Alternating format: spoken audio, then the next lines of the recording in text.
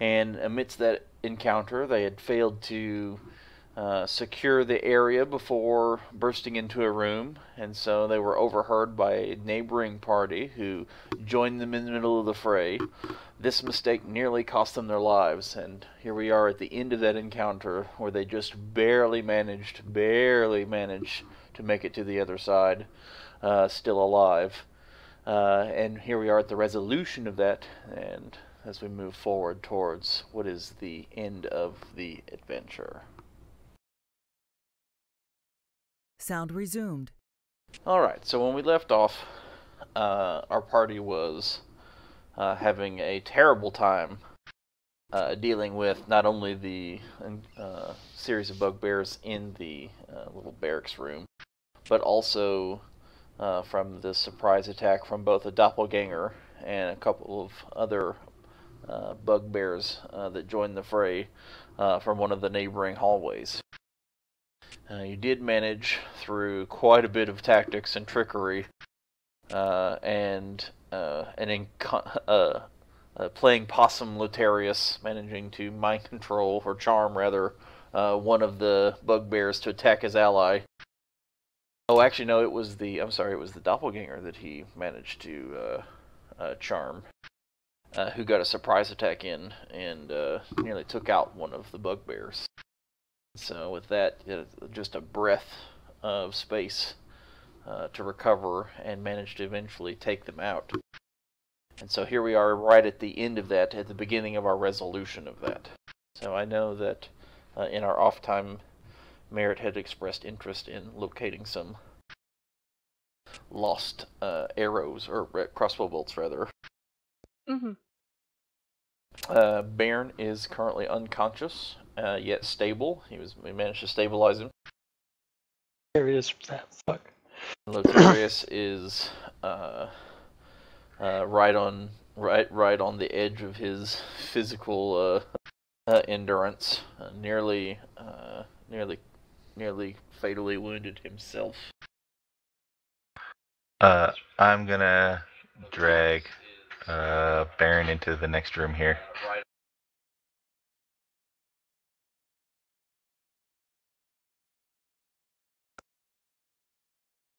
Into the actual barracks room? Okay. Yeah. Okay.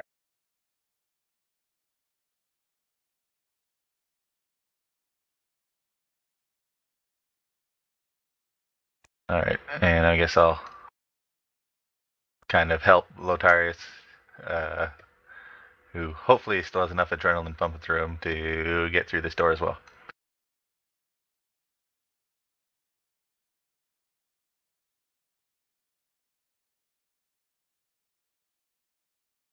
Yep.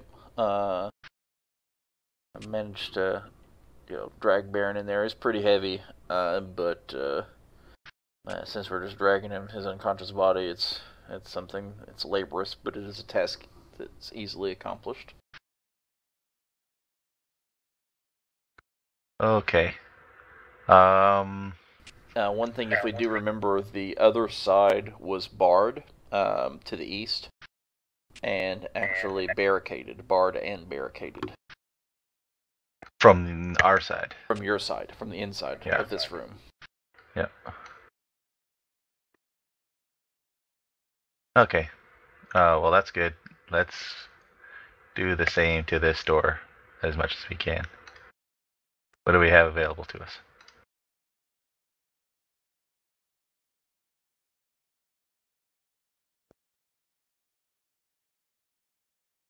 This side does not have a barring mechanism like the other side does, which seems to be rudimentarily crafted or added to post original construction.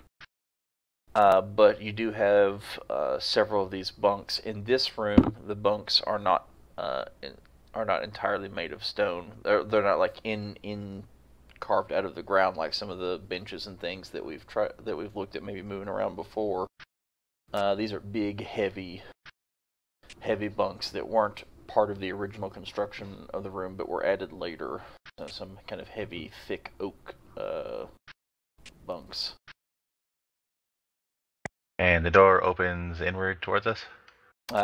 It opens outward. I remember. Oh, All of the doors that you've encountered open away from the center or from the center room or whatever. well then, how did the barricade? How's this door? How's this door work then? It's still barred from this side, and there's things that are piled up across the front of it. But the barricade isn't preventing the door from opening, but it's a more of a defensive measure. Because the only way to break the bar would be to allow some deflection in the door, but that doesn't. With all the barricade there, that prevents some of the deflection of the door, which would actually strengthen the barring of the door. If that makes any sense.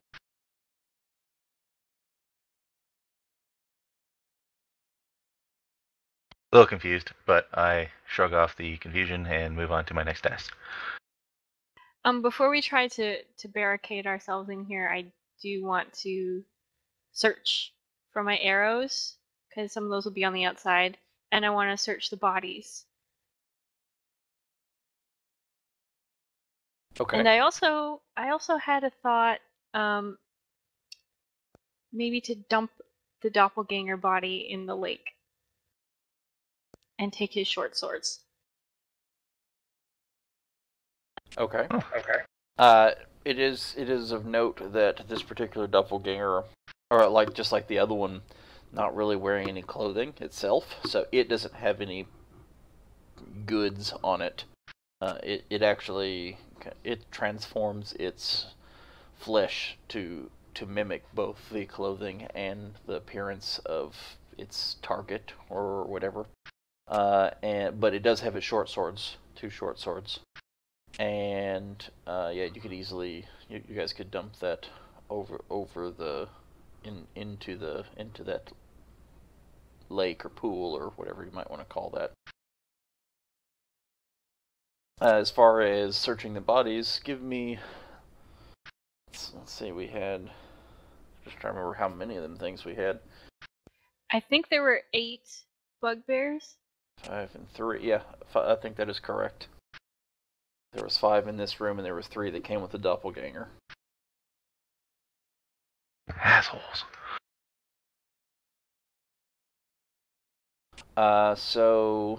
Give me. You said you want to look for your.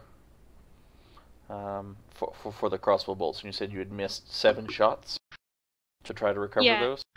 Not including the one that I dipped in acid, because I assumed that it would be eaten away, more or less. Yeah.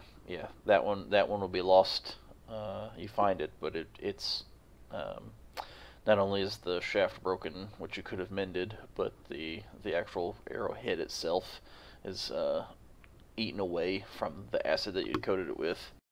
So it isn't being both things wrong with it. It's just something you couldn't easily fix. It'd be easier to make a new one from scratch than it would be to mend this one. For the others, though, go ahead and hit.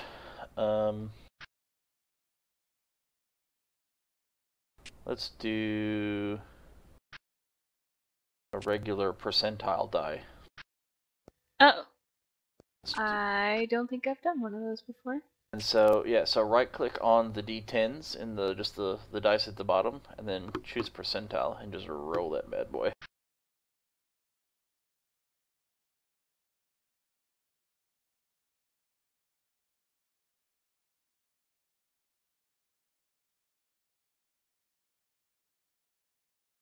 Okay, and roll a D8.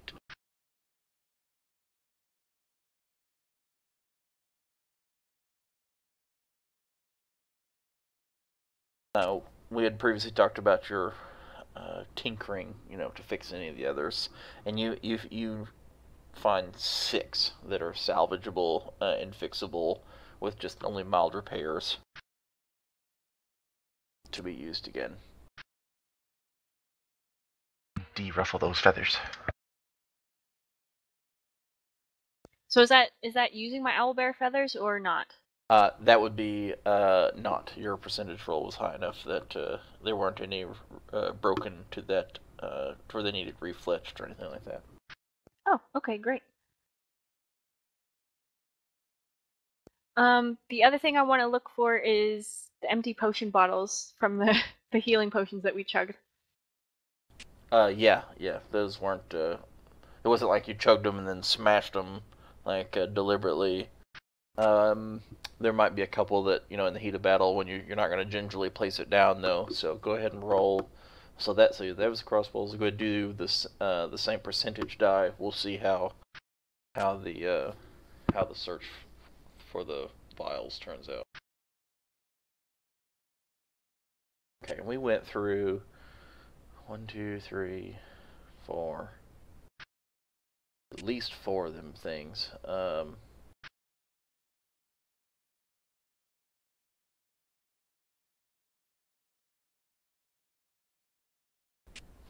I think it was actually 5.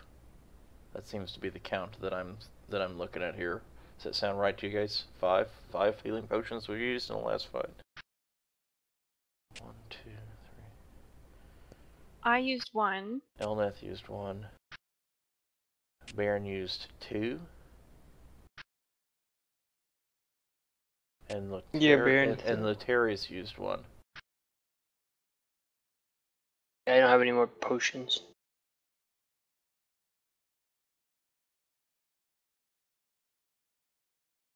Yeah, so that's 5. So of the 5, let's see. All 5 are in good shape still. Nice.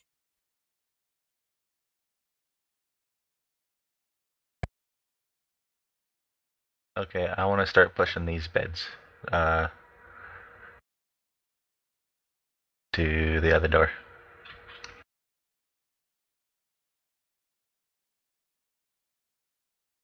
Okay. If nothing else, if something comes through, it'll be a barrier that it'd have to climb over, or some kind of vantage Climb. point. Yeah. On the okay, you guys can go ahead and start doing that. While you were checking through the corpses, go ahead and roll an investigation.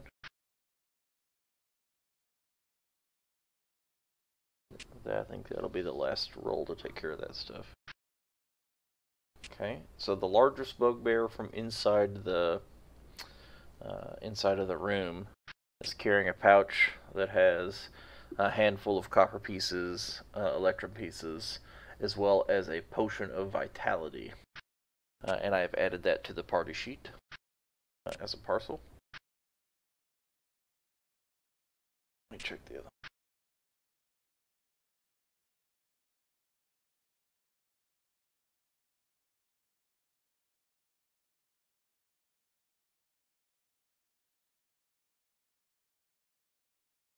Oh, neat.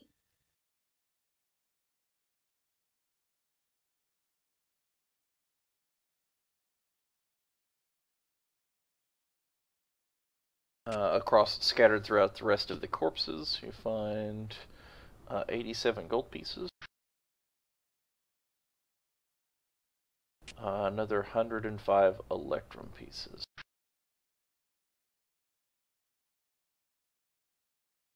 and then a handful of copper. And all of that has been updated in the inventory from the party sheet. Is there like a distribute button for the money? There is.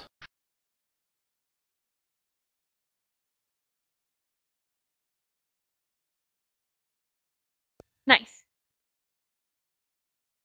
And there's still a couple because it couldn't evenly distribute that, and it also has the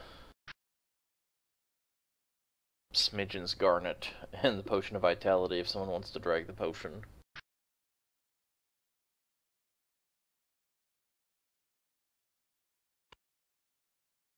We'll worry about that in a second because I'm about to heal.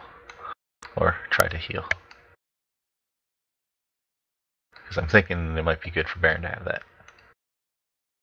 Yeah. I'll take it for now. Removes Baron's so exhaustion. unconscious, he doesn't have an opinion. Yep. Removes exhaustion. Cures diseases or poisons. It's pretty good. And Imagine. Sorry, go ahead. It makes you restore full hit points when you use a hit die to heal yourself on a short rest. Yeah, which that could be That's gonna be applicable soon. potentially. Yeah, we actually go to take a rest.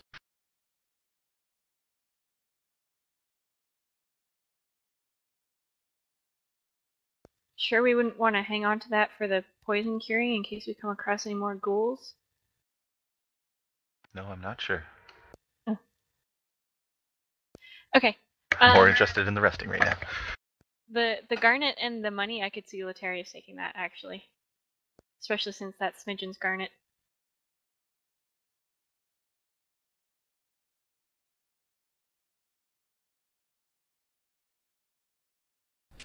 Yep, you're very likely correct about that.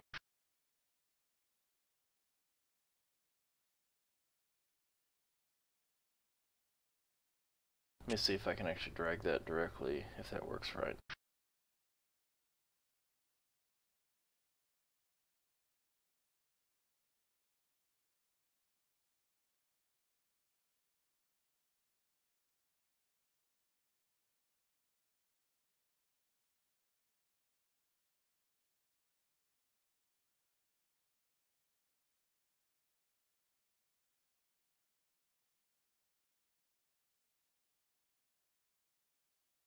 Okay.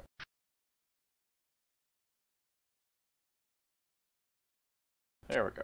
Okay. So, yeah, all that little mechanics taken care of.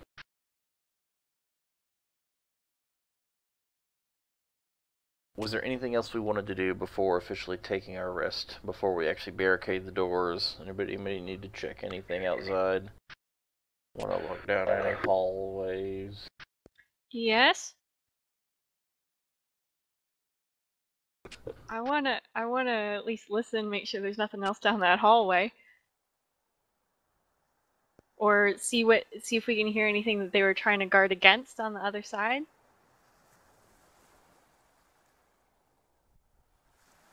Let's do that one first since we're here. Okay, so you want to, so how do you want to do that again? So what are you saying? I'm just going to the other door and having a listen to see if I can hear what they were trying to barricade against on the other side. No, Okay. because they were listening for ghouls. Right? Go ahead and roll a wisdom check real quick. Just a regular straight wisdom check.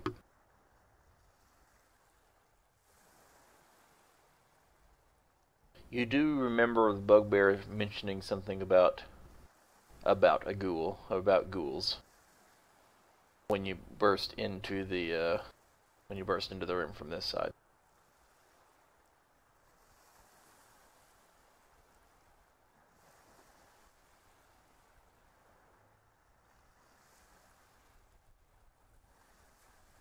And you go ahead and roll a perception check.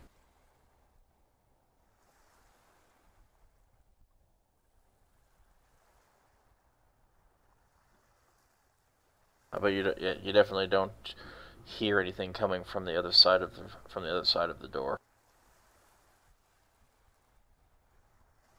Okay. Your general awareness, though, is that you basically went all the way around that big dining room. So you knew that the pool had to be somewhere to the west of it, and so you imagine you're somewhere either to the west of that big room or maybe to the north. Baron knows exactly where you are. Yeah, I wasn't sure if I'd have as good like map visualization as he would. Yeah, you have a pretty good understanding of just some of the basic, like the very skeletal basics of the, and you know that you're at least right now somewhere either to the west of that big room. You might have actually made enough travel enough north that you might be northwest of that room. Even though technically you are exactly due north of that room, you wouldn't know that exactly. You actually would probably put yourself a little further west than due north of the room. Okay, and then I think I'm gonna try to go very quietly out into the hallway and see if I can hear anything else at the top of the stairs. Okay. Isn't the door barricaded now? No, we haven't barricaded yet. Yeah, we were making the preparations for dragging the stuff over there, but the final barricade hasn't been made, so she's doing the last little checks before the barricades get put in place. Okay. I'm short, so I'm kind of using the stairs as cover. Listen up here. I mean that actually works from a mechanical standpoint, from a physics standpoint. Go ahead and roll your perception as you're trying to keep an eye on or listen to. Yeah, you know. Oh, it's gonna be another one of these days. So you're trying to be stealthy, but you know that it's not your best attempt, especially being so flustered, knowing how very close the entire party just came to being dead. I mean, 3 of the 4 members were unconscious at some point in that fight. And I think it was it even 3 of the 4 at one time. And so I think you were the only one that actually was actually conscious for a moment there, for a little small period of time. And so no, me and Baron were never out at the same time. Was it one and then the one went down and then the other one went down right after the other one came up? Because that how it worked. It was real close either way. Because I went down while Baron was still at the doorway, and Baron went down at the stairs. Yeah. But regardless, your nerves are a little shattered here, if you will. Just the emotion is now starting to sink in after that. You're not being as stealthy as you could be, and you're having difficulty paying attention just because you can feel the rhythm of your heartbeat, beating very loudly and still very rapidly, and so it's hard to concentrate just on anything other than I'm alive.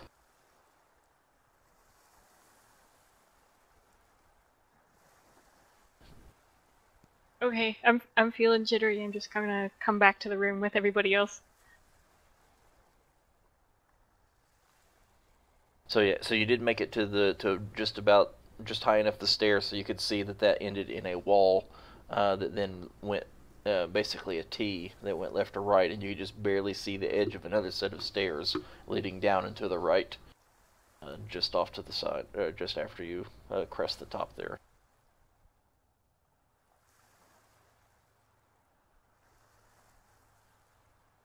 Okay.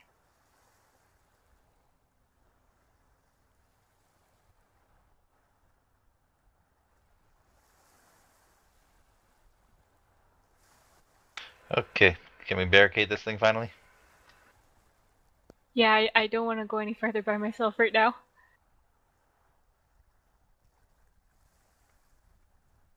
Okay, so you move a few of the bunks over in front of the way, moving them. They're big, heavy, between.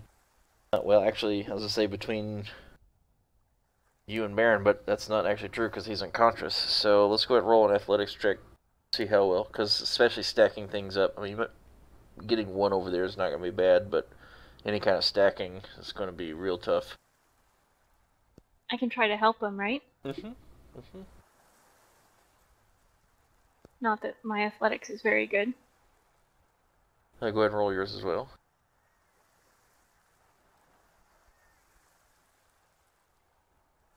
Yet, with you and Merritt, you can definitely get one bunk in front of the door, but you know that these things are so heavy, you're so exhausted, you won't be able to lift a second one up on top of it or anything like that. Alright, well, I'm satisfied.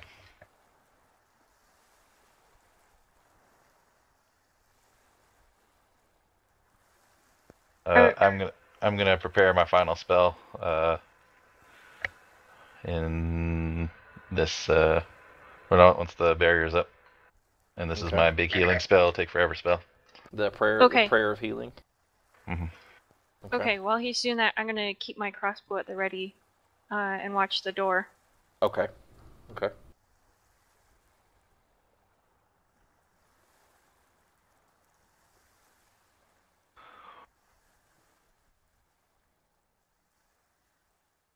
Okay. Alright, let me check something real quick.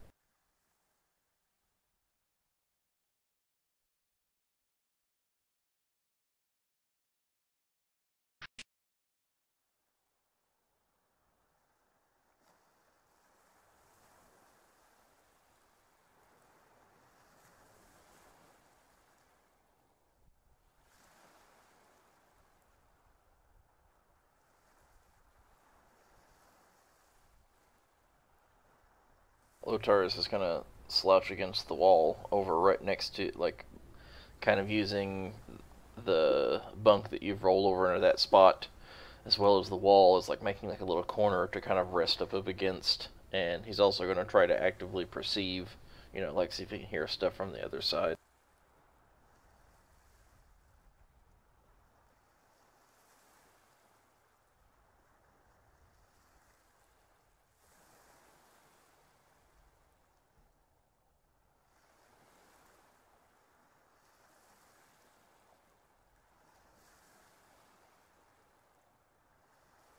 A few minutes pass. It's a 10-minute spell for your healing, right? Okay, so a few minutes pass. Let's say just about 5 minutes after you begin your actual spell, and Lotarius is sitting up against the thing, and he hears something coming from the other side of the door.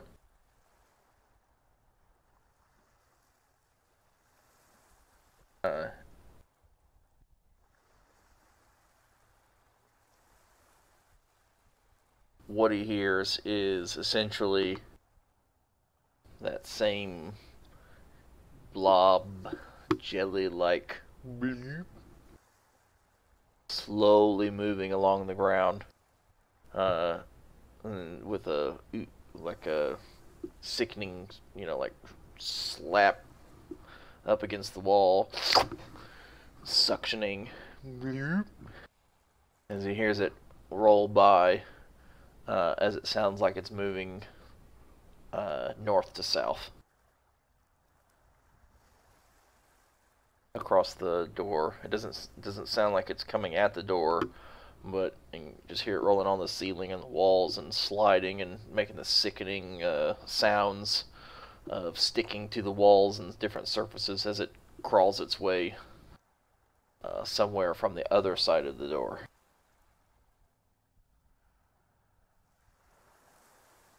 Okay.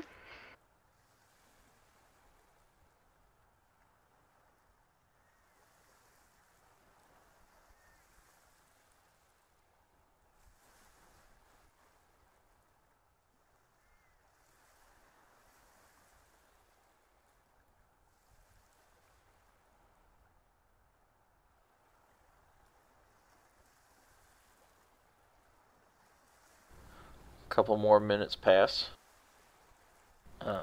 and especially with the last, especially with hearing that and kind of having that instant recognition of what that could possibly be. He's kind of been on alert, with his head pressed against the wall, trying to hear anything. But even after a few more minutes pass, nothing sounds.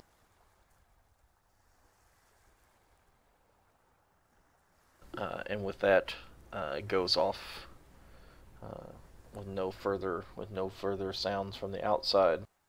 The spell managed to go off. Yay! Woohoo! Alright, go Ultra Heal. That's acceptable. Petrol jelly? You didn't. uh.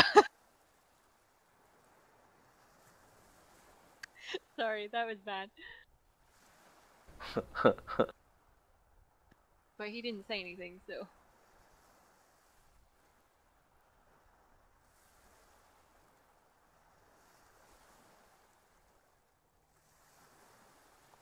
I had an 8 in every one of those. That's not bad. Mm-hmm. That is way different than the last heals you've had. Mm-hmm. So, as the spell goes off, Baron is brought back to consciousness. What the fuck? Yeah. Blinking his eyes. After the encounter, probably still somewhat surprised that he's alive, or that you're all alive.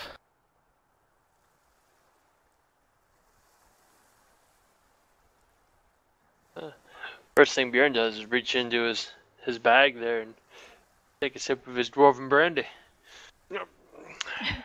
You did a stiff drink.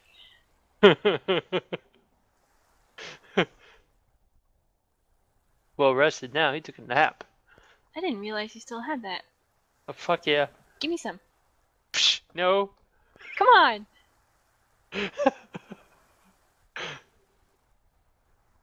I put my dirty ass lips all over it. You don't want any?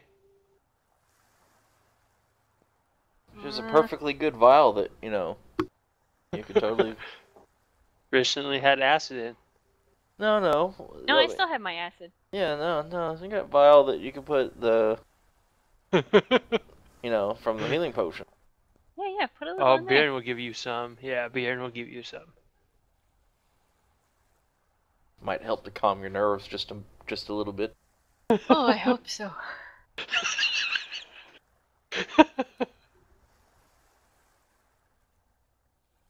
Soothing warmth. Happiness. It's dwarven, so it's It's strong. it lacks no punch. Lacks no punch. I'll have to give her a shot. That weight to alcohol ratio.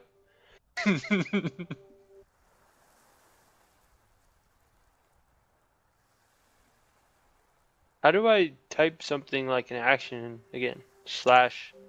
Slash emote. Slashy.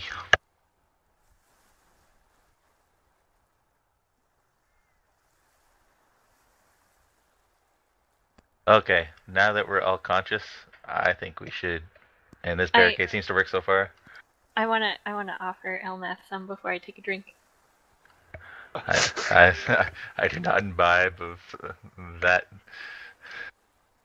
sinful drink. I shrug and take a swig. Yeah.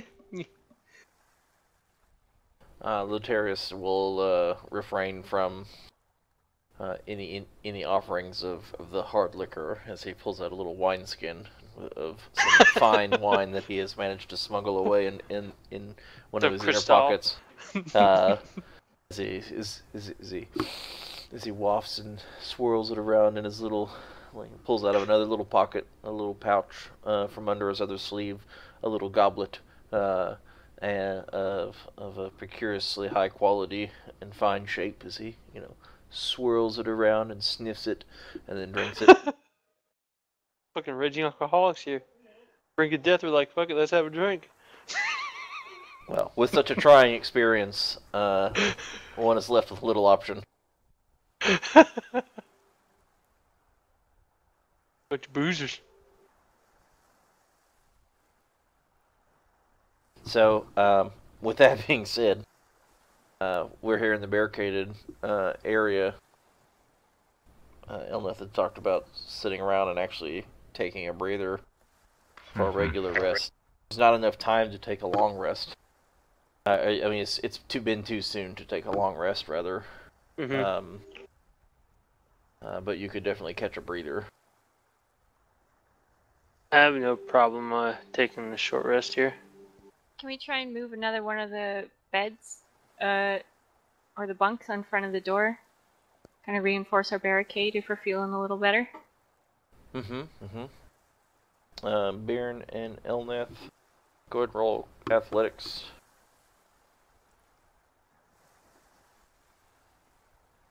Elnath is done. Baron's not much better. No, it is. No. It is. You're just so close to physical exhaustion, mental, emotional exhaustion that you just don't have it in you. You just have no strength left in you to do that.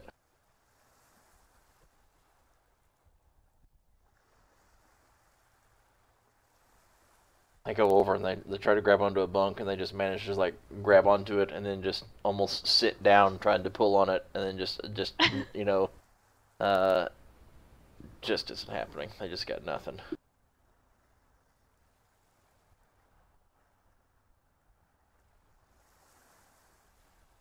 Oh, it was worth a try.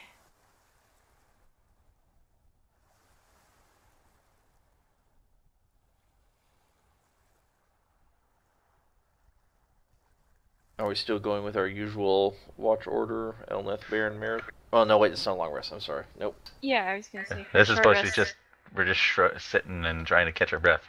Yep. I'm feeling pretty okay though. Do we all have to take a short rest, or can I keep watch still?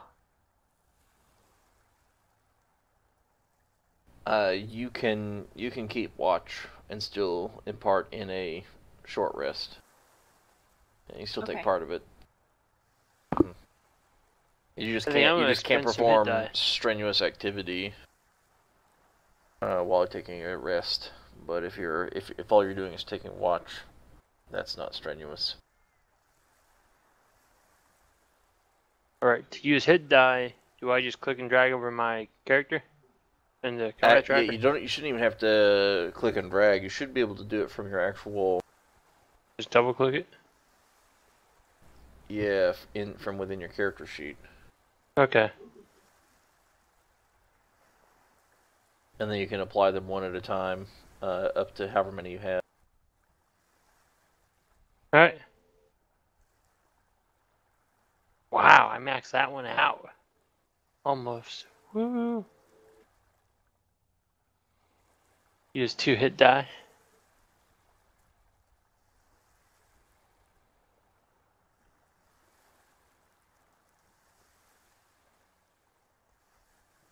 Use one more. There we go. Yeah! Oh. So close. Now, we get hit die every long rest, right? Get one Okay. back every 1 plus something maybe after a long, or it might only just be 1. I'm not entirely sure. But it's something like that. You definitely don't get them all back on a long rest.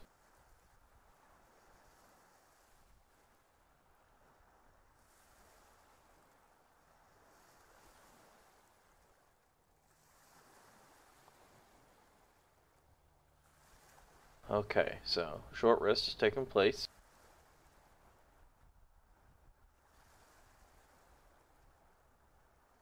About an hour has passed. Merit roll perception.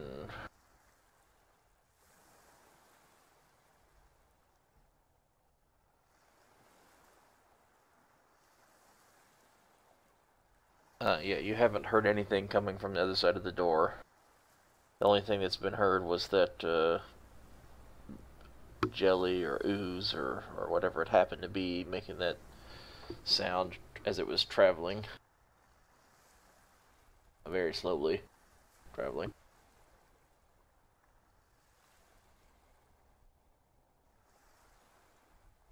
Alright. I think it is time to move on. Let's get this bit out of the way. Yeah, now that you've just managed to, just The lactic sit, acid buildup is gone. just been able to sit and just, you're definitely tired. You feel tired, but now you've at least been revitalized to a degree. Your muscles work again. You're able to think straight again. Things are not quite so like over the top as though as impending doom or any of those things. All of those kind of feelings have drained. So it's back to at least a cautious yet back to business as usual.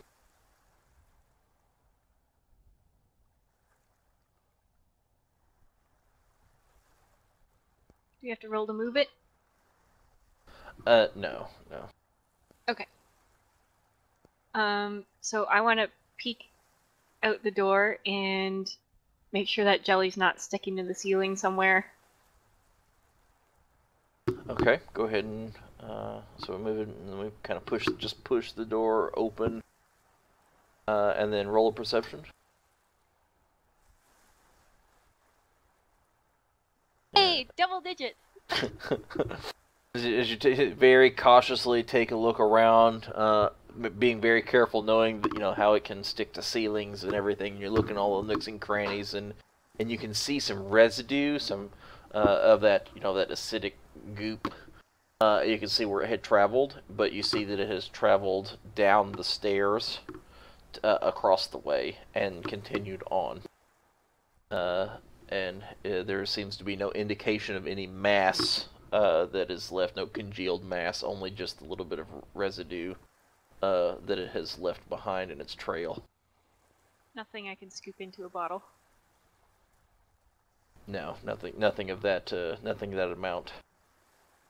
Okay. Just see little bits of smears, like just a couple of smears or drops along the way. Nothing actually pooling anywhere in order to do that. Peek around the corner. Yeah, at this time it still seems relatively clear. You can see, as you look north, that some of those places had started to dry and blend in with the background. You can kind of see that trail start to evaporate, if you will, as it dries out on the stairs to the north. Just as a point of curiosity, it didn't do anything to the dead bugbears that were there, did it? Nope. It left them mostly alone. It looks like it traveled mostly along the outer wall, like the wall opposite you, until it got to the stairs. There seems to be like a little bit of overlap where it has touched and left some of its mass on the ground, and where some of those were, and you can see how that's started to hiss and start melting away some of the aspects that had touched. But it wasn't very much. It's only a little bit. It doesn't look like it actively tried to do anything to the bodies.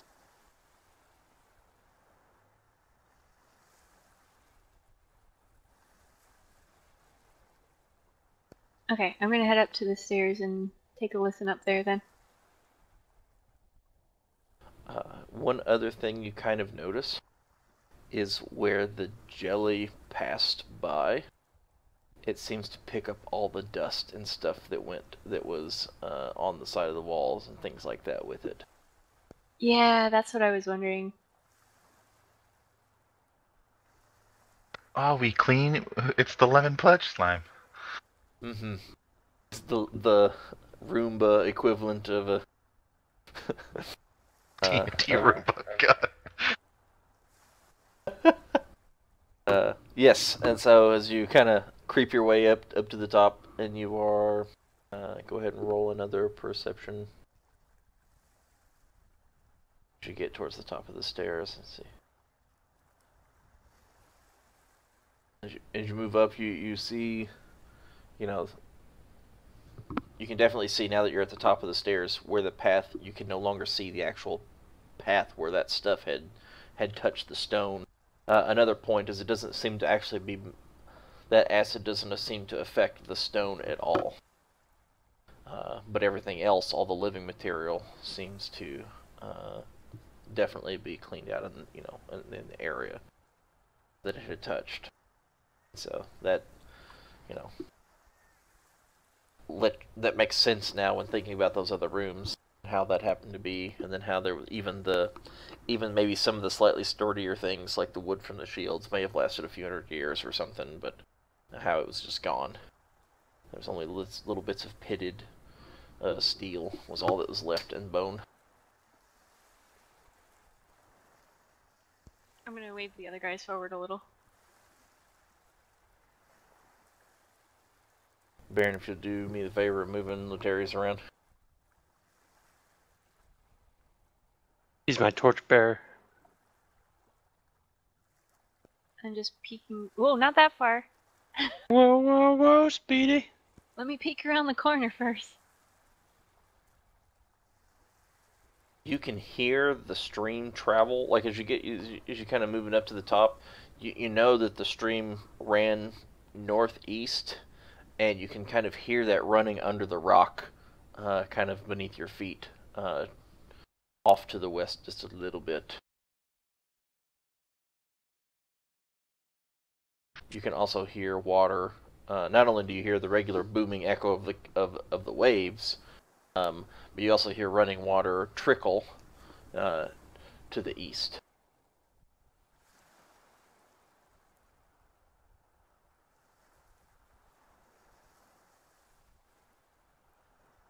So as you look to the right, the stairs actually kind of go down into more open, like definitely the same kind of floors here, but it's the ceiling doesn't go down with it.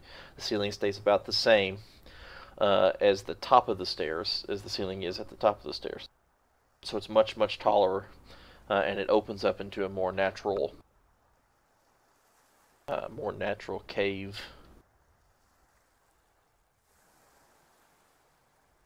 Oh, you tall folk will be more comfortable over here. Can I see any further down the other side? Yeah, as you look down that way, you can see that it does go all the way down into that kind of rubbly end. You can see that there's some kind of pathway to the north at some before it gets to the rubbly stop.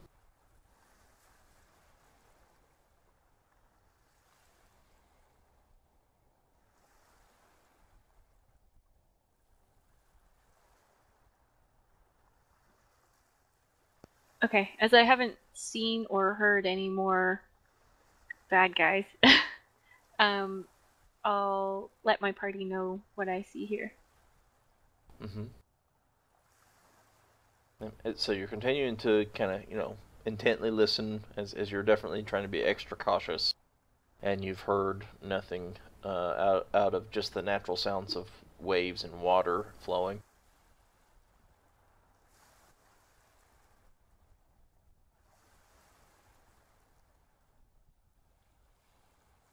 I point east, and then I'm going that way.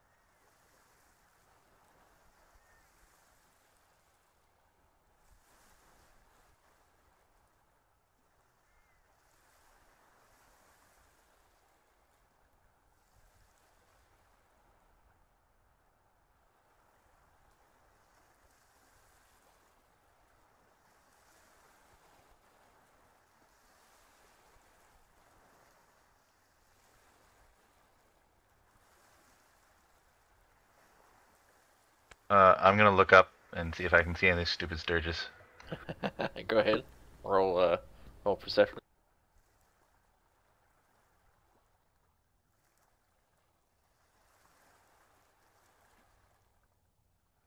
Yeah, so you're looking around.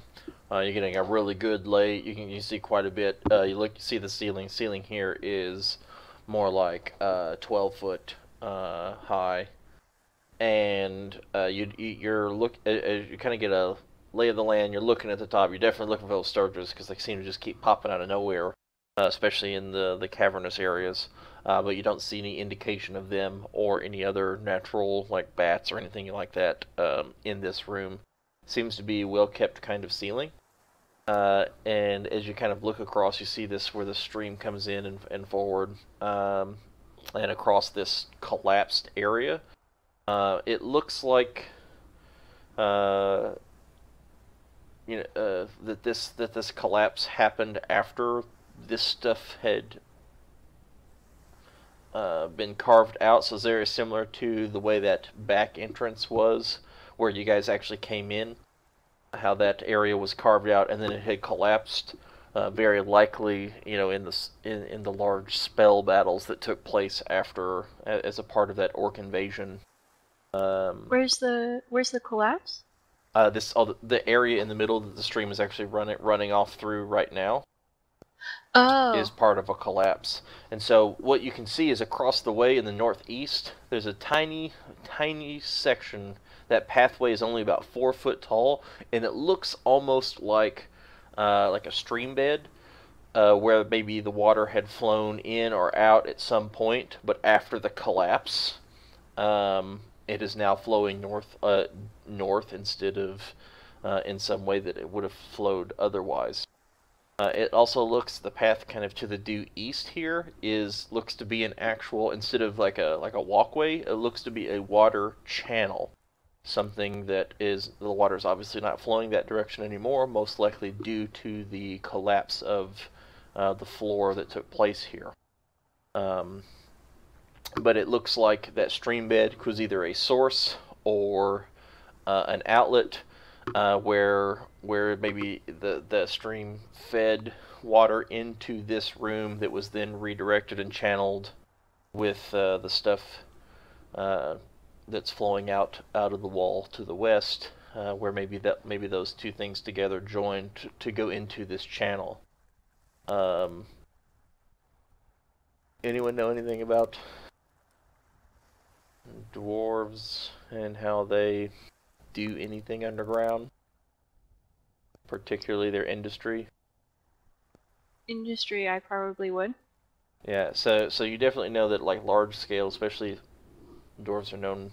This is a mine, and so there's waters needed for several different things. Forging is definitely needed, a part of the forging process. It's also needed for refinement, for removing sediment and pieces from ore as they mine it. How it's still got a bunch of stuff, so it kind of needs to go through its own level of wash to get extra stuff that isn't the minerals they're looking specifically for in order to separate them. And so they'll need large channels of water to do all of these types of operations, whether it's from as a cooling mechanism for forged ingots, or whether it's a refining process. They'll definitely need things like this as part of that process. So it's very likely that this channel flows into one of those industrialized centers where those operations were taking place. Ooh.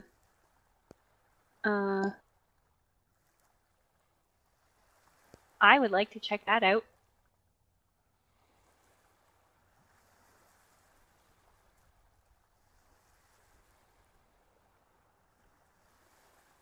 And also, as you come into the room, there is some passageways, a hallway, if you would, an actual heighted, like, of the actual height of all the other hallways that you've encountered. So the further northeasternmost one is only 3.5, 4 foot tall, and it looks very rough, like it was an actual stream bed of some sort. One to the east is only 5 foot tall, and it's more like a channel, dug out as like an aqueduct or something along those similar constructions. So rounded across the bottom instead of being square. How deep is this water? The stream here. Okay, so let's see if I actually have any information on that. I don't think I do. Oh wait, my boots let me jump farther, so I might not even need that information. Maybe? Oh yeah, you can drop. With your boots, you can jump that trivially.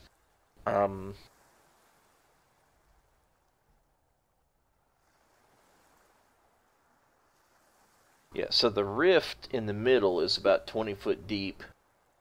The actual stream is only a very small stream of water that's only a couple feet deep at all, and then it kind of waterfalls over and down into.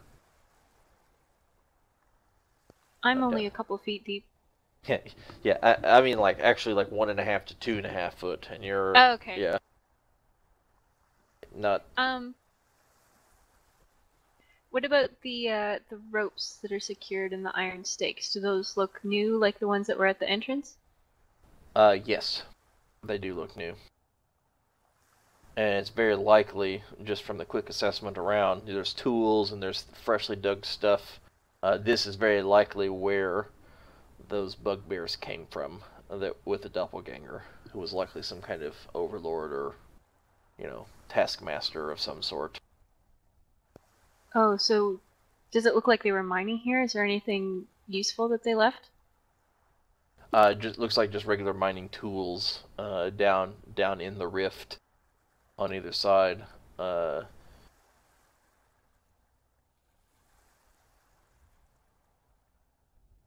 is some piles of rubble down there.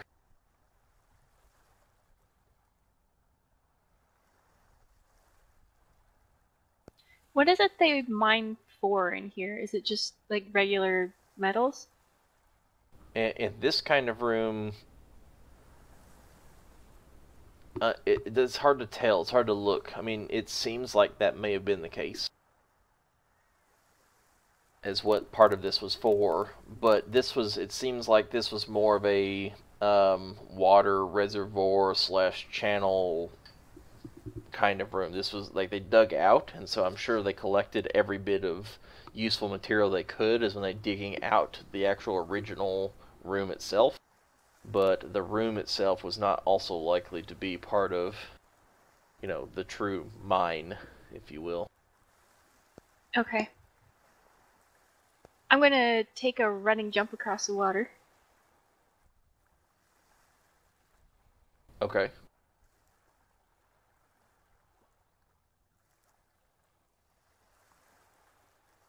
Yep, with a running jump, you can leap over it quite easily. I can jump 3 times the normal distance with these boots. Mm-hmm. I think that even Lotarius with a running jump could make it over that without much trouble there. Yeah, but he surprised me before. I said could. I didn't say necessarily would.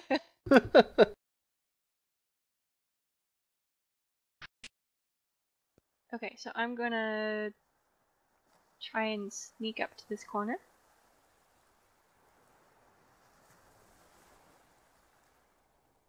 And peek around the edge.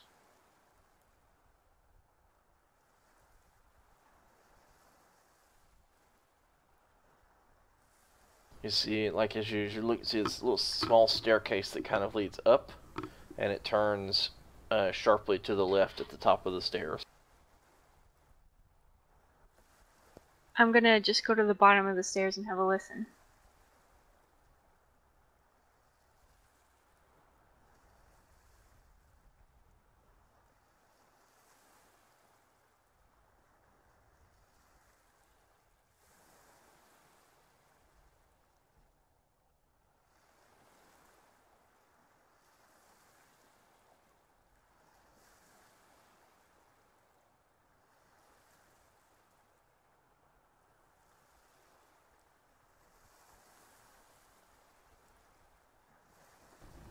As in between the crash of the sound of waves, far in the distance to the west, and you hear the echo of you hear someone's voice, and immediately followed by someone's voice, you hear a chittering of. Oh! Chittering? I come back and tell the guys. There's 2 people talking down there and something making some kind of chittering noise.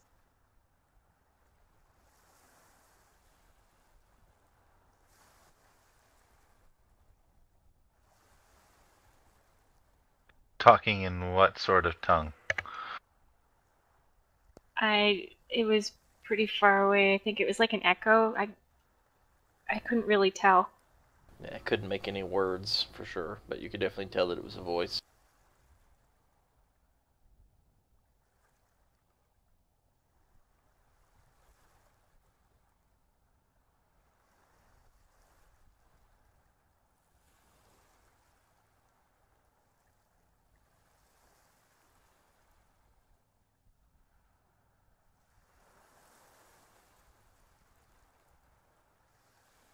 Everyone wants to go kill it.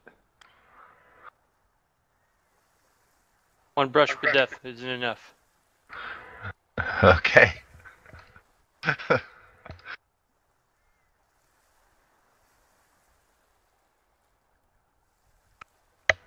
Alright, I'm gonna take a, yeah. Do a little run and jump, pole vault action here. Ooh. Yeah, last time you tried that. Go ahead and roll in athletics. Just to see. Sure. You have no trouble. Yeah. Yeah. He got wet.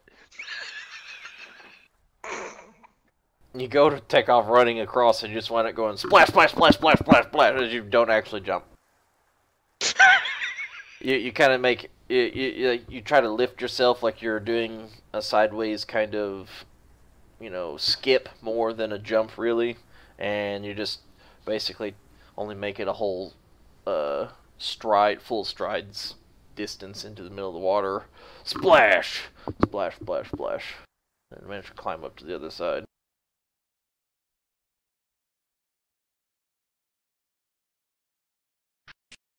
I'm going to frown in embarrassment and carry on.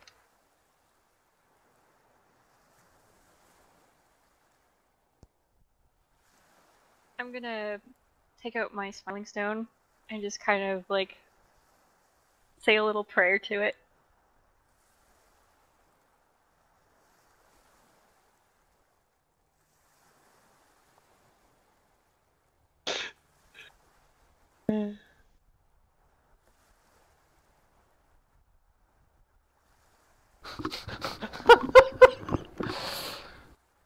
That's funny. You're welcome, Drad.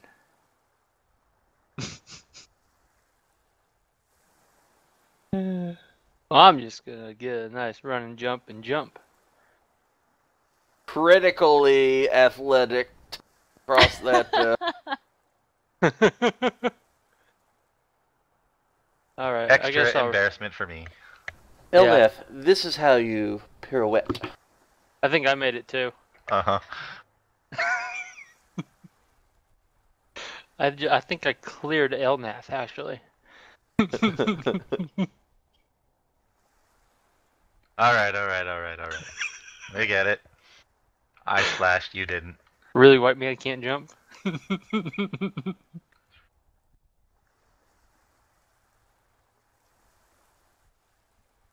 Alright, I'm actually gonna try and be stealthy. Oh, that Due never to the whole goes chicory well. thing. Alright, we can do this as a group check. So if everyone will roll stealth, we'll see how the successes work out. Nelly. Skills.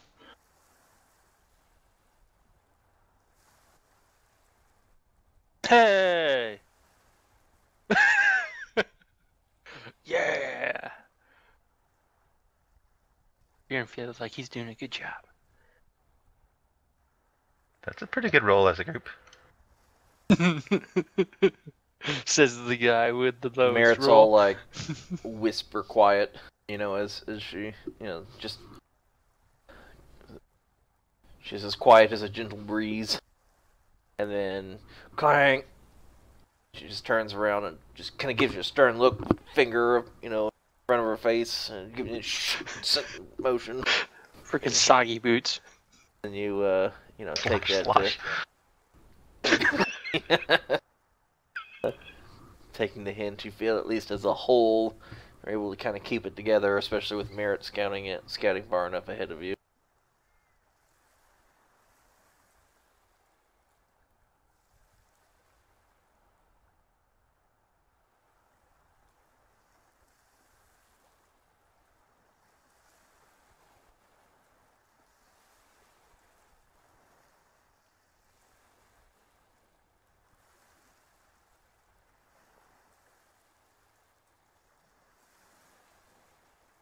Guess I won't be able to see anything from the bottom of the stairs, eh? Too short. Yeah, just a little. Barely see the top of the stairs. Okay, I'm gonna creep up a little bit until I can see above the stairs. Now I understand why Merritt Also- doesn't go hiking. Also checking the ceiling. for more jellies. Okay. Okay. And you're moving ahead. Are you kind of holding them back? Are you motioning them to stay back here in this little corner, or? Yeah. Okay. Yeah, I want to be a little bit ahead of them, just because I can see farther than they can, and because I'm a lot quieter than they are. Hey, I had my You best did stealth good. roll You did ever. good. Not like I tripped going upstairs or anything. Like I did at the castle. So as you just barely creep your way up to the top of the stairs, you can kind of see, again a little bit of a hallway down that seems to open up into a room itself, and you also see a doorway that has an obvious lock on the outside of it, as well as a bar that has been placed post construction, so it is both barred and locked to the north. Barred from this side? From this side.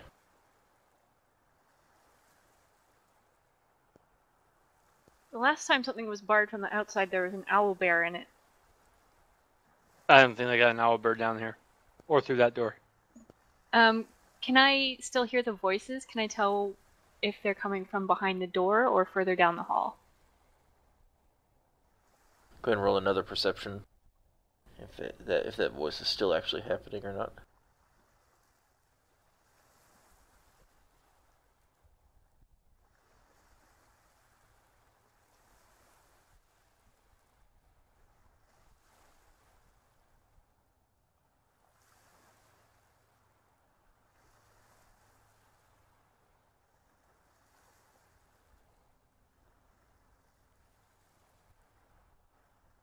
Why, little Merit, why wait when what you seek is before you?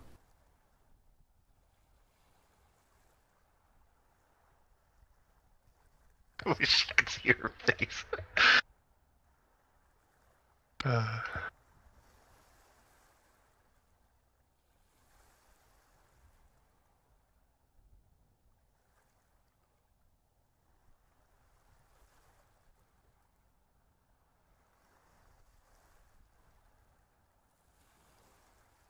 You've come all this way. Why don't you all join me for your final entrance upon doom?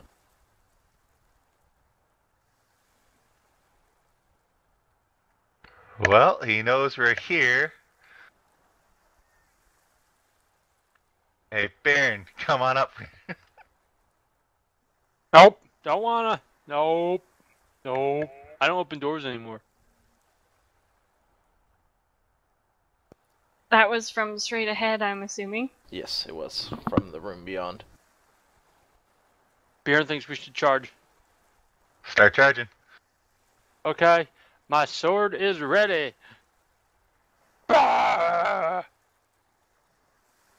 Oh boy.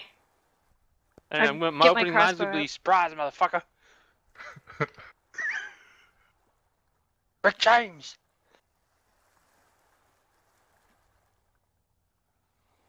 Oh. Did it surprise anybody? Surprise. Ha! Spiders, motherfucker. Wave. Inflatable wavy hands guy. Fucking running in like Squidward. Or, Zoidberg. Yeah.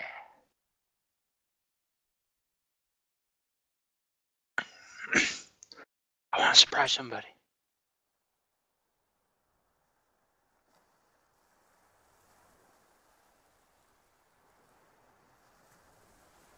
It's a big ass statue.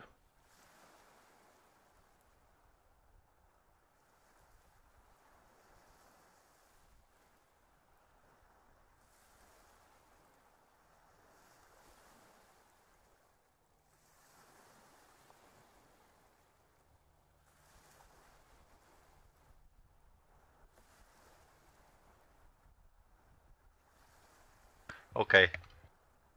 Oh, wait, Baron's gonna run back down the hallway. What? Why are you coming up? Funnel them in, boys! Funnel them in! Yeah, let's let the caster cast at us. Wait, I just see a giant spider. Caster. Yeah, what caster? Nesnar? Yeah, the black spider.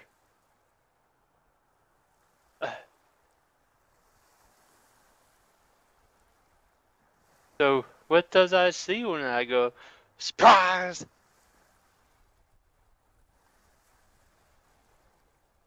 Yeah, just a moment. Okay. You're trying to work in the surprise thing there, aren't you? You're like, God, what a moron.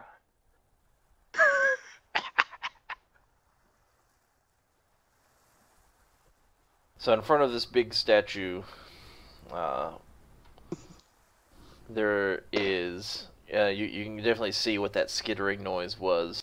That there is 4 large spiders that are positioned throughout the room, as well as the 2 bugbears on either side of the statue. And in front of the statue, sitting in some kind of makeshift throne, is sitting an elf with dark skin that is reclining in a very leisurely manner, holding a large staff that seems to be engraved with spiders all across it, even having legs and like spider legs and things across the top, mimicking a large spider itself.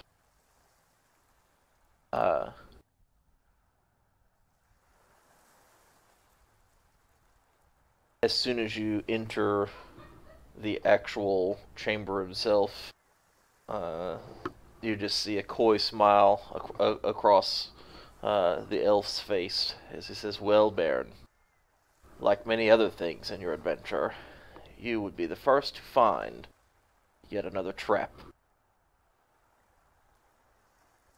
It'll be a treat to witness this one in person."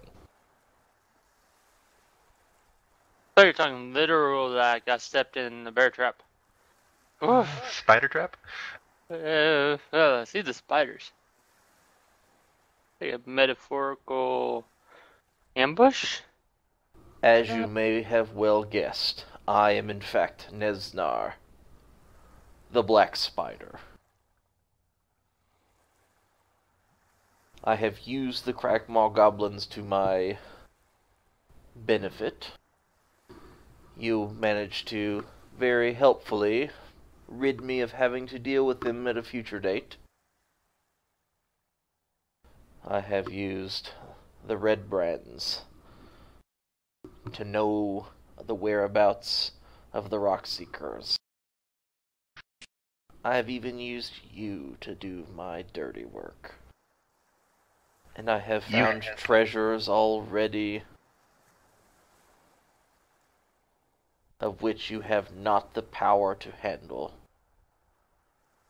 This is my final offer to you. Join me. We'll wield this power together. Bend those to our will.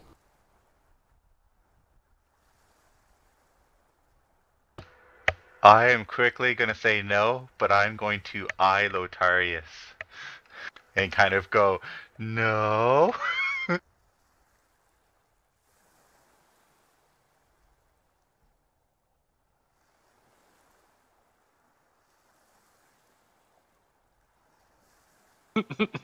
I don't sure will.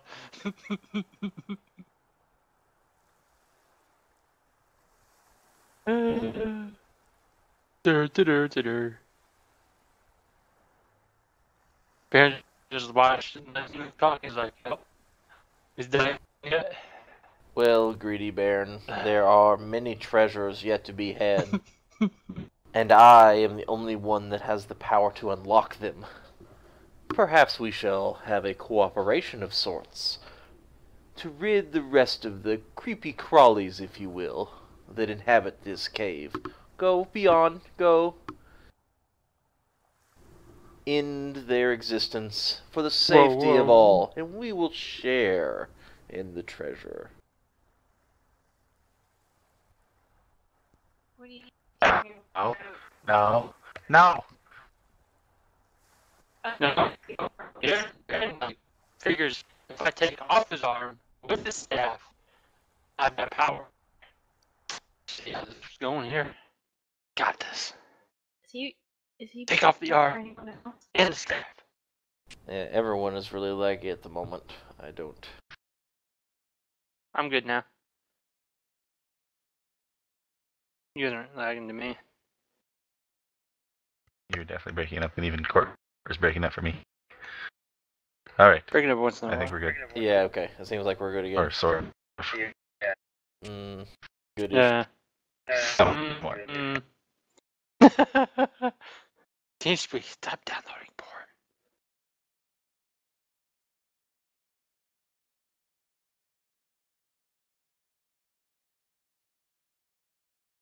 Okay. Okay, we're good. Got it. I yelled at TeamSpeak. I think it listened. Yeah, so. What say you, adventurers? Help me in this quest, and it will in turn help you. Think of all the good we've done thus far. We have ended those nasty little goblins. We've been able to root out the bad and evil of the town which you have hailed to save. All for what we have done. Pish posh, pish posh. That was just a mere plan. A plan to gather them all, you see. A plan to end the bad. The ends never justify the means.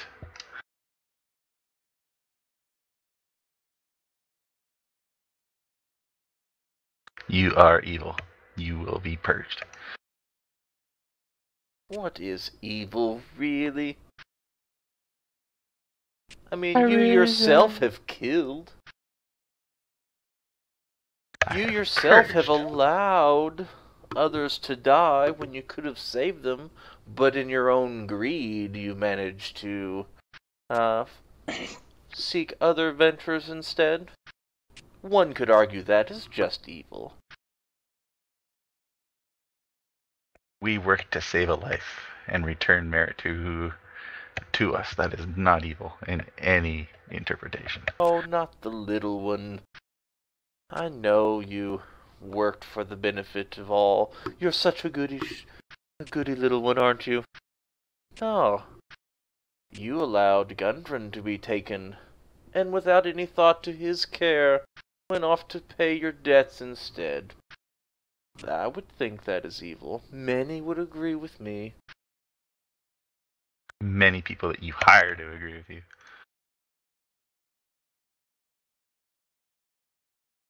If I sway them with words, or the occasional coin, swayed they still are.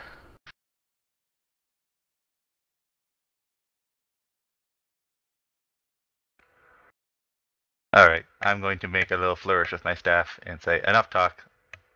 Let's fight. Baron's just You having killed fun Gundren. being. I'm just having fun being sarcastic. You killed Gundren. Your bugbears killed me. I think it's time to repay the favor. You kill me, I will kill you back. Uh-huh. I'll kill you for killing me that one time before you kill me again. That's our policy. Revenge for myself. True justice. Baron's just being sarcastic. On my own brand of evil.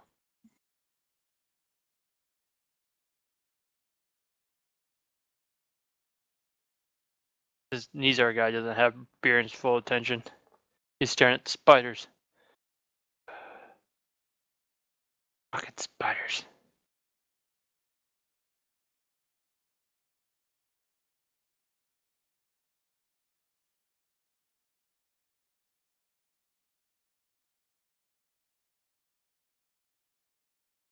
Would have been funny if Baron, like, while the conversation was going on, like tiptoeing backwards the other direction. Yeah.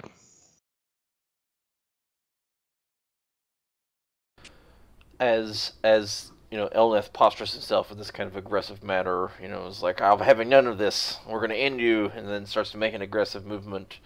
Nesnar very gingerly stands up, flowing with a certain regal elegance, and says, "Really now, Baron, don't you see the power, the benefit of working with one another?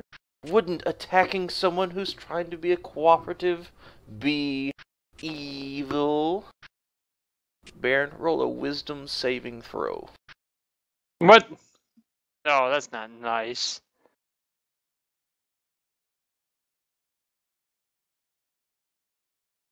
Oh, Baron, sorry. Wrong one. 50%. Come on, buddy. 50%.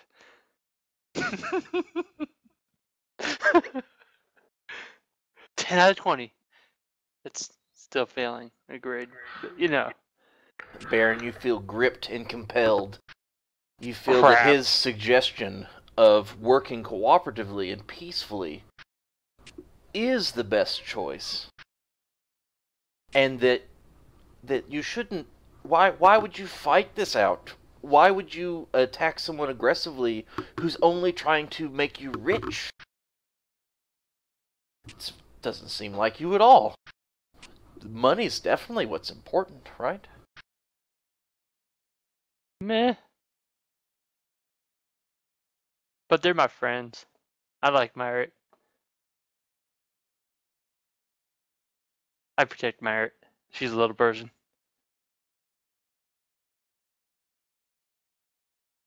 So you are considered under the magical power of a suggestion spell. To work, you feel magically compelled to work towards finding an amicable solution that is working together cooperatively with Nesnar in order to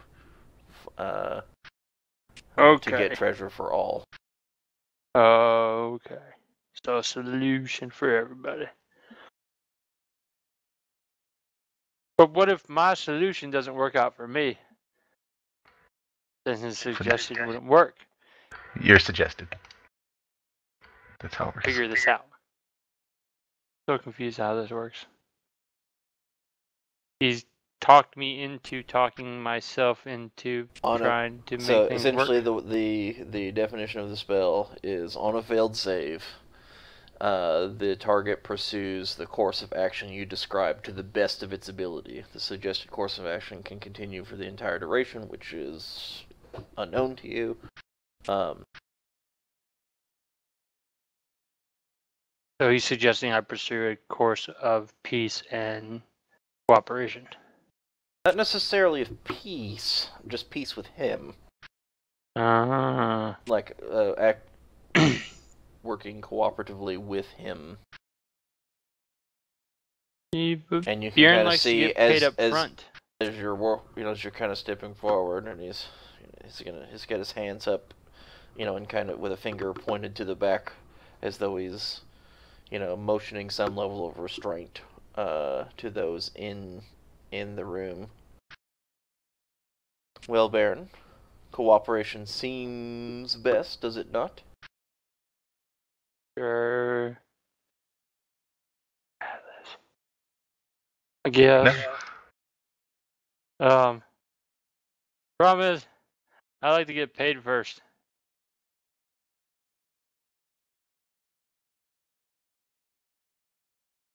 Well, we can't always have what we want. You have to find it before you can have it. Well, that's so we not seek fun. to find it. But if you can't pay me, why should I listen to you? Oh, we can pay. But you can't pay me. You said you don't have it yet. I don't have the magical treasure that you seek. That's what we're here to find. I have But if you money don't have it, aplenty. you can't pay me with it. Yes, I can. No. You can't pay me with something you don't have. I have coin aplenty, if that's what you Yeah, but wish. I'm here for the treasure thingy. Well, then go get it. Where is it? Ah. Aha.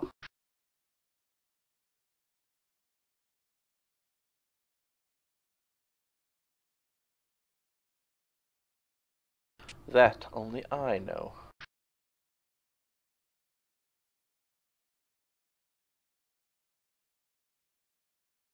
You gonna tell me? No, not unless you pay Huh? me. See? Now we're at a standstill. You're being uncooperative. I'm trying See, to make that's this why we have to relationship work. together. I We can't are. pay you with what we haven't found yet. And you can't tell me where I can find what we need to pay me with.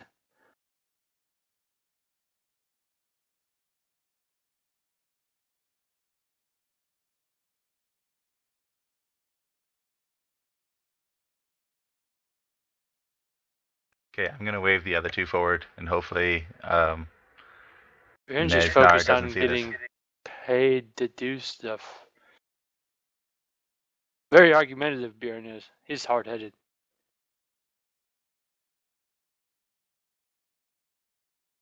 Yeah, money on Bjorn's mind, but Bjorn's like, but you can't pay me because you don't have it.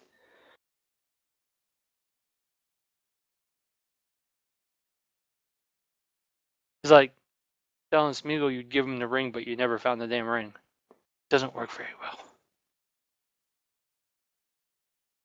He's found the magical things, just hasn't recovered them yet.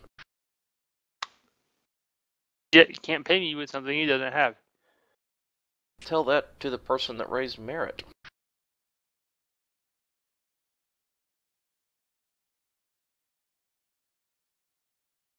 And then Bjorn would be confused as fuck.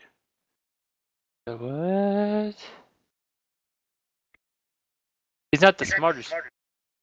Right? We got a resurrection spell on credit. He does have a point. Well, you're not telling me that Bjorn's like confused now. What do you plan to do with this power?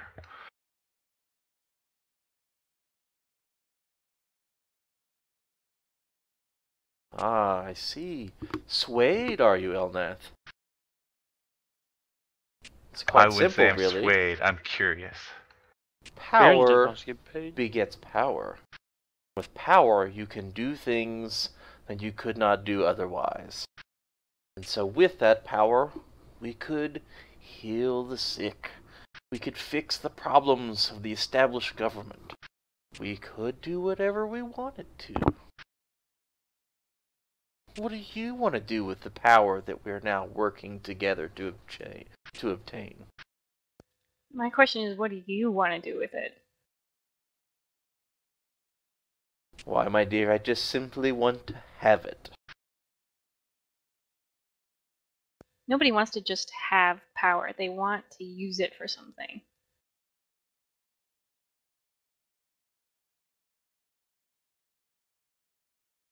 Sorry, I'm just figuring out where I need to be. You're really confusing me with all these arrows and shit. I was like, what's going on here? Like, literally. Like, Okay, I'm gonna lower my weapon a little bit. Seem less threatening. I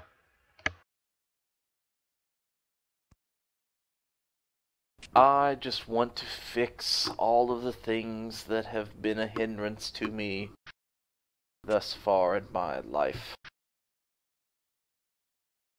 What's your next hindrance?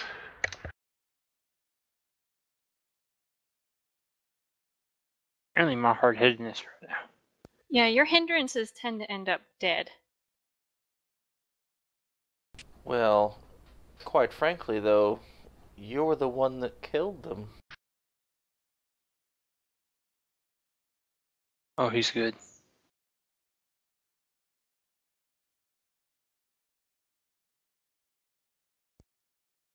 I was very willing to let them carry out their duties in a way that could have been beneficial to all. It was you that killed them. I don't think killing Gundren was beneficial to all. I don't think killing his brother was beneficial to all. I don't think keeping the town of Phandelver under the thumb of the Red Barons was beneficial to all. Oh shit, Bear's fucking getting up in his face.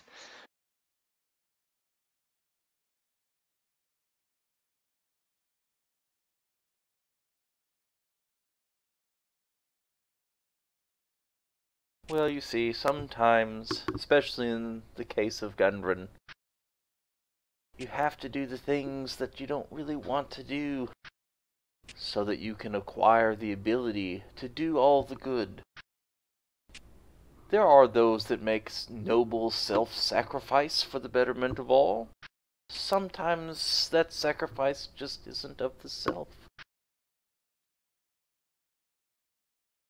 Sometimes you have to sacrifice those that don't work with you in order for the betterment of all.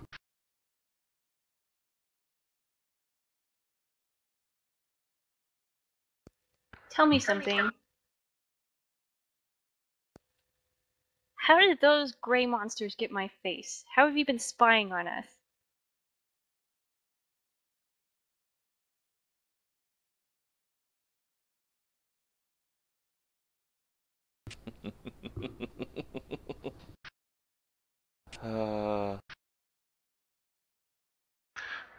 Every wizard must keep his secrets.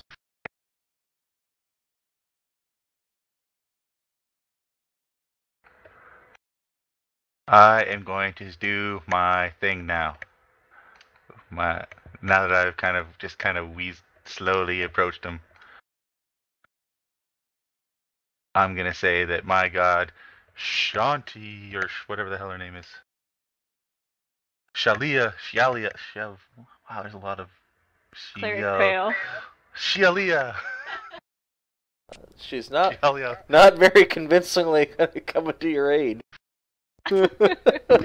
Shalia, You're gonna practice this one in the mirror.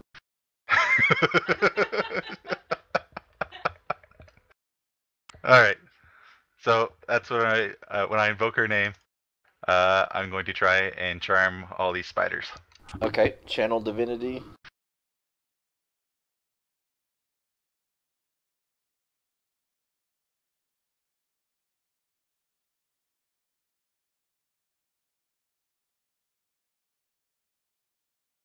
Spider 2 succeeded. 1, 3, and 4 failed.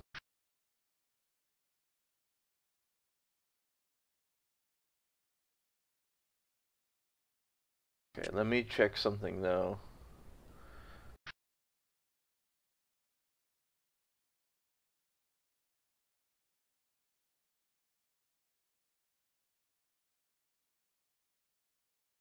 Or do you have to check and see if you can beat the staff of almighty spider power? Can we call him Spider-Man?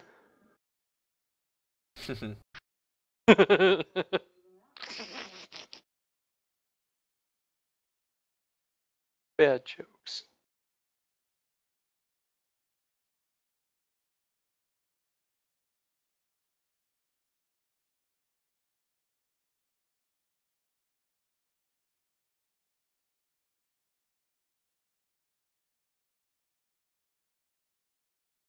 Yeah. Nope, that seems to be fine.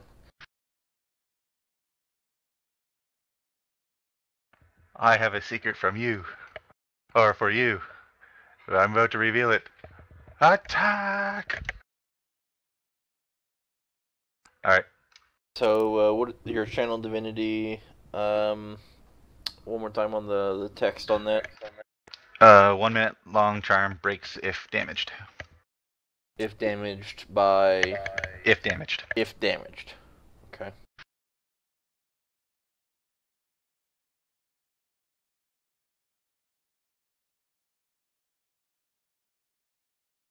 So as you invoke the divine energy, you just see what has been, kind of rather regal and coy, very charming elf. You can just see almost like very teethy snarl, like, "Ah, Ilneth, you brazened idiot!" Roll initiative. Did I do that?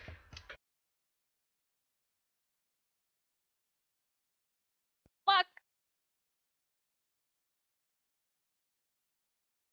Am I rolling initiative, or I'm still being persuaded to You still have to roll initiative. go? You are still suggested, though. Although one Suggested? might say that you could, when combat begins, that You decide. that you might get another save opportunity against that on your turn. Why does everything always outroll us? God. Jeez, we're bad at this, people. Like, really bad. No, the dice are just out to get us. It's fine. Thought we used them all up trying to cross the river. The river.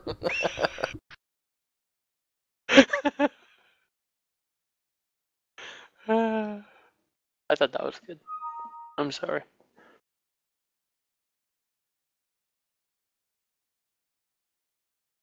Alright, I want Giant Spider 3 to go for Nesnar.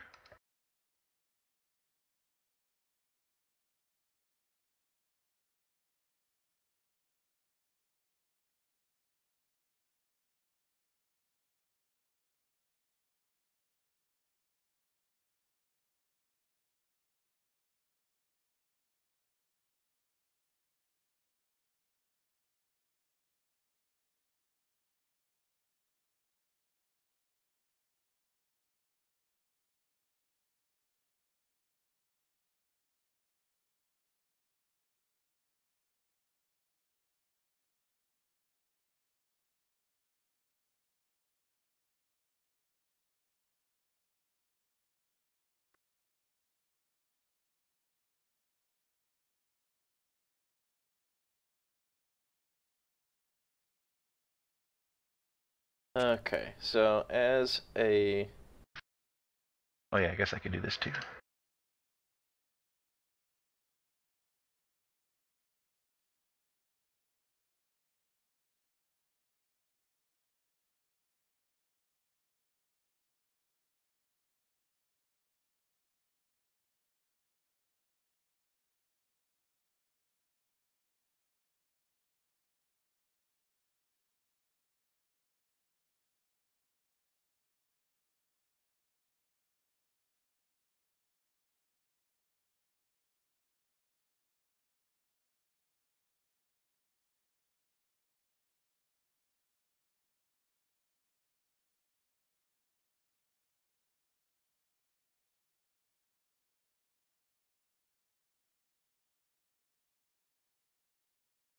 I'm missing something else also. Where to go?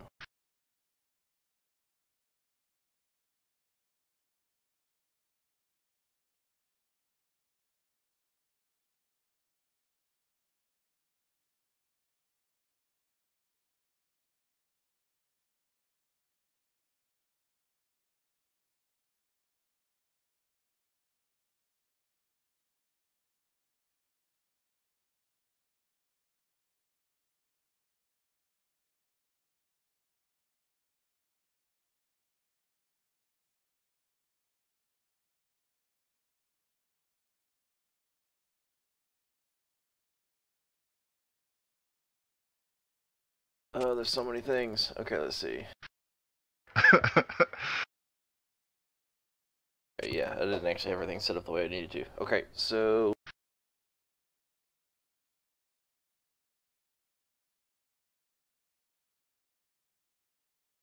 Alright, yes. So the spider number 3 at your command skitters over beside you and leashes forth a string of webbing.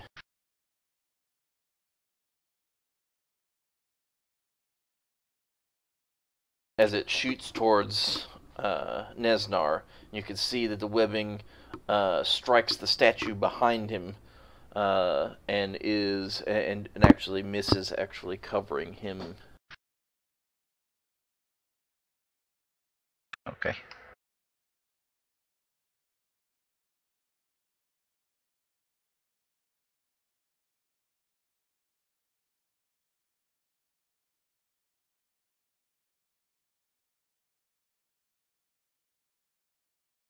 I was not prepared, as it turns out.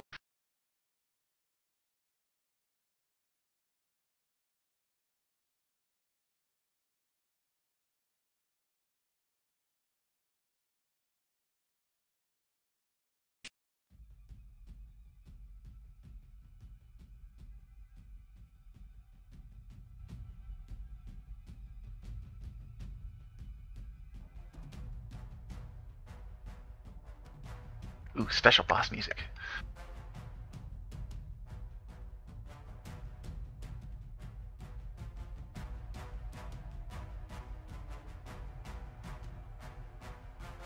So, at the initiation of this battle, Nesnar just moves his finger that he had held postured as a form of restraint, and then kind of flicks it forward as you see the bugbears begin slowly advancing.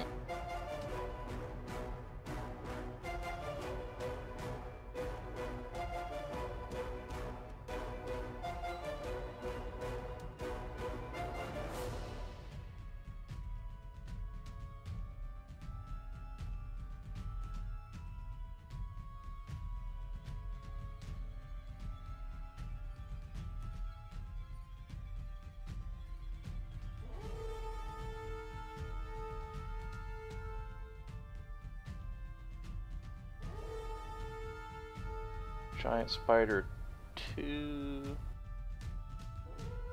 is the one that was not charmed, right? Yep. I put the charm effect on all of them but 2.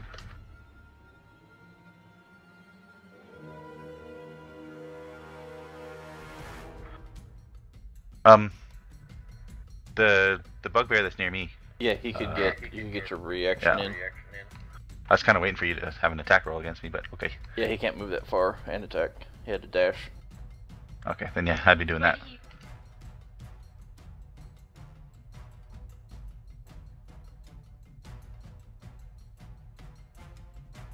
Where's my thing? Okay.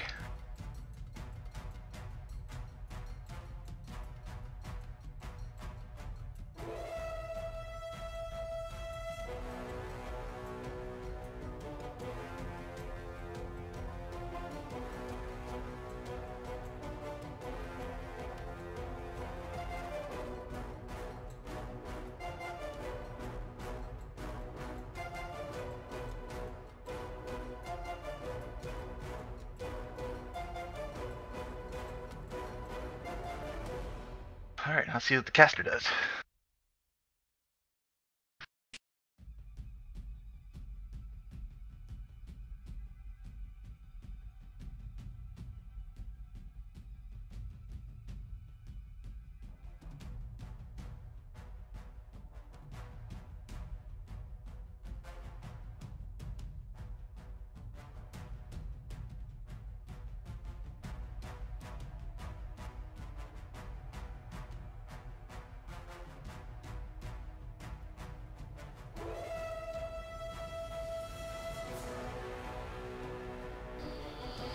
You see Nesnar kind of with a large sweeping motion across his body. Then you hear an arcane incantation. And then poof! He disappears.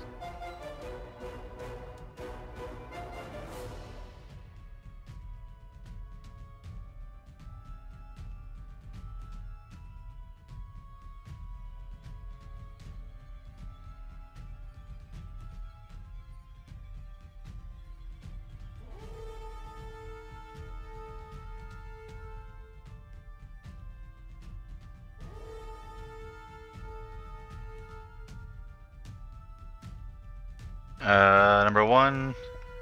Yeah, what is number 1 gonna do? The original command was to kill Nesnar, right? So that's... It,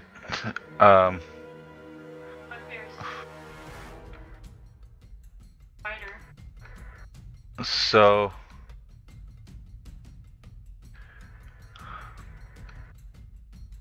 Does the spider... Okay. There's a couple of things that could happen. Either he teleported, in which case, fuck, that's a powerful wizard. or he did like an invisibility.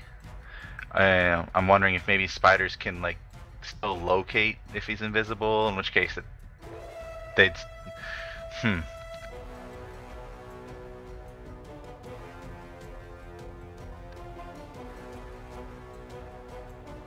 I'm.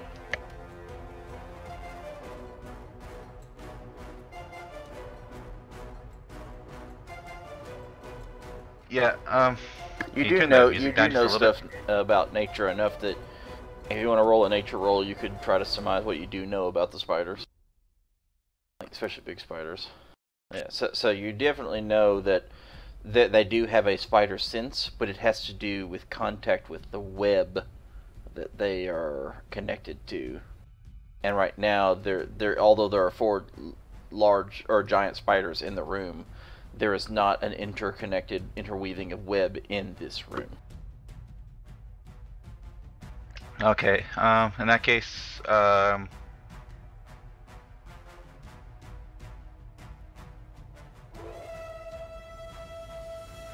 attack the bugbears.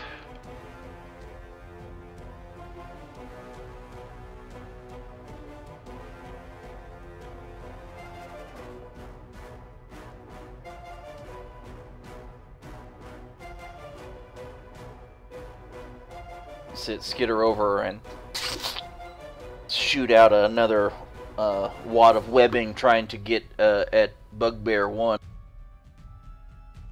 All the way trying to hide over in the corner up against the wall. And it hits that pillar next to it, just sticking in almost, like what would have been a huge cocoon of web around, just instead kind of wraps halfway around the pillar. Baron, roll a wisdom saving throw to see how you feel about your suggestion. Mother, he disappeared, but okay. Yeah, you still seek peaceful resolution to work together.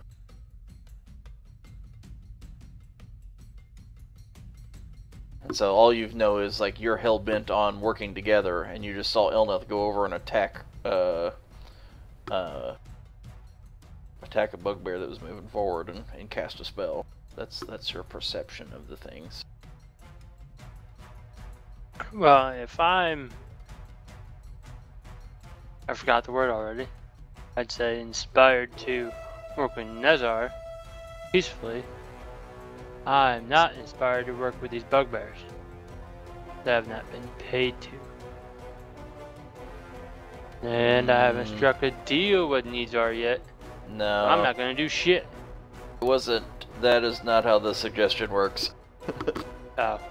Yeah, well, you were to work in cooperation with him. Peacefully. Yes, and these are... So I'm not gonna do anything.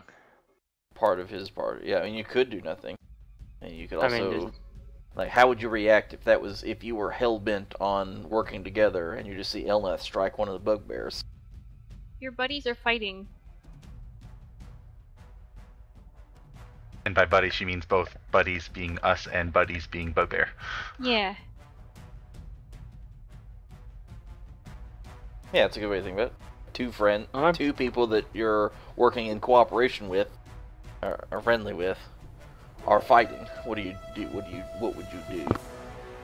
Well, usually you'd pick a side, but I have strong emotional ties with this side, and the other side hasn't paid me to do anything yet. So It's more like, guys, stop! What are you doing? No. I was like, do you really? Is that really how you would do? Is it like if two of your friends were fighting, you pick a side, beat up the other one? Is that how you would really do that? Depends.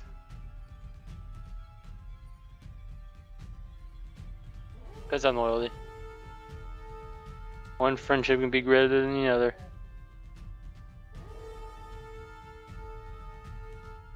Baron's a cold motherfucker.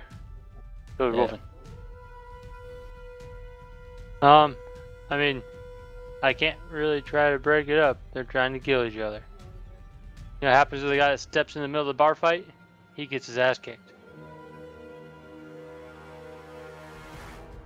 Ultimately, yeah. I mean, that's up to you. I mean, As long I as could it try. makes, as long as what your actions are make sense within the confines of your magical compulsion, I'll allow it. But it do have to make sense in the confines of your magical compulsion. My compulsion is apparently to help Nizar peacefully. So I am not obliged to fight right now. And Bjorn's moral standpoint is he needs to be paid. Or guaranteed payment. And Nizar disappeared on me. So I really don't have any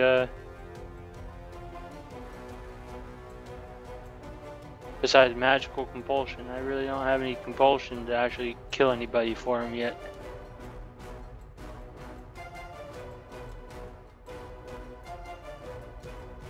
Well, he didn't tell you to turn and kill your friends. Like, that's definitely not what was happening. No, he said peacefully, so I mean,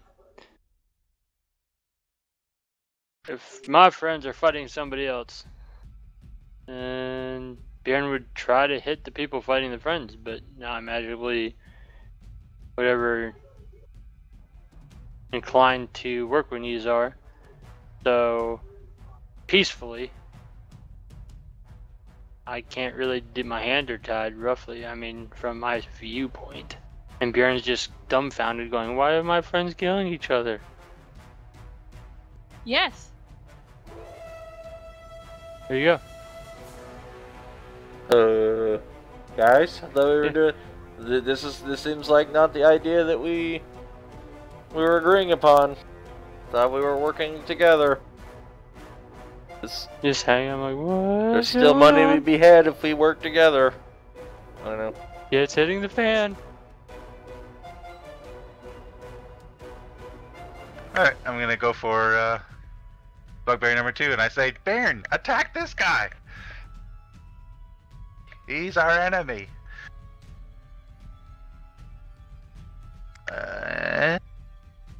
And I'll show him how. In a miming sort of way. You know, you sweep in this kind of motion, like over the, you know.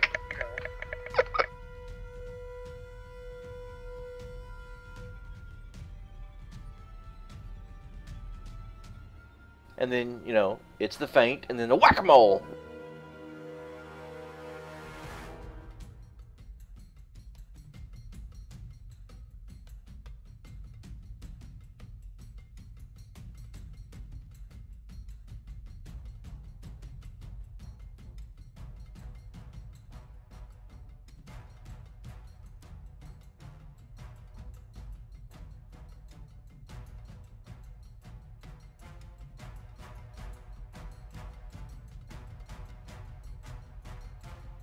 Okay. I'm also gonna warn Lotarius not to use his big bang attack until until I say it's possible. You squeaked that one in right before he was about to do it too. You know he's about to do it. I just saw who came after me.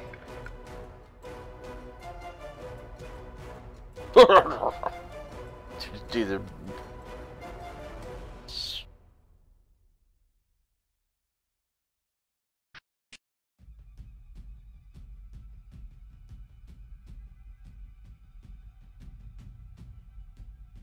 Very well then, very well then. See him prime up his eldritch energy.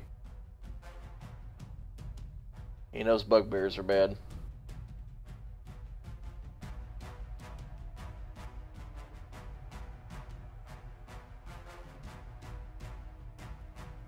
Bugbears are way bad!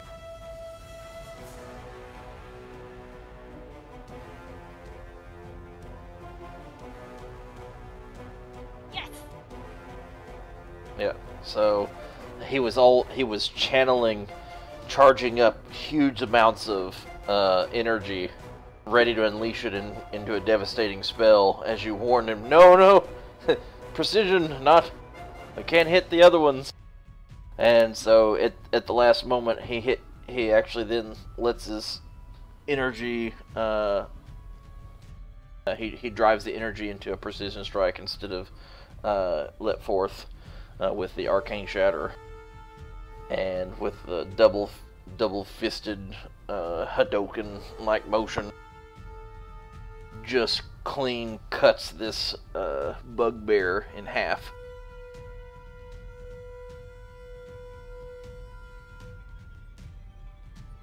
And just kind of gives a coy little shrug, like this.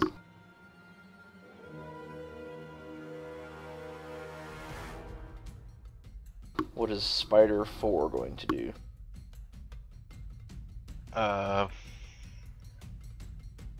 Spider, the giant spider 2.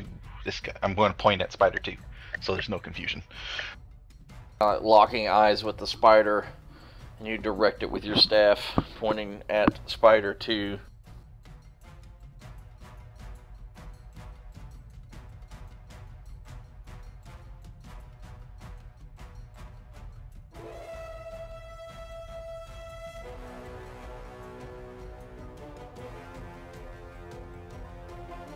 Their natural instinct is to, restrain something in webbing, and then go in for a kind of poisonous bite attack once it's restrained.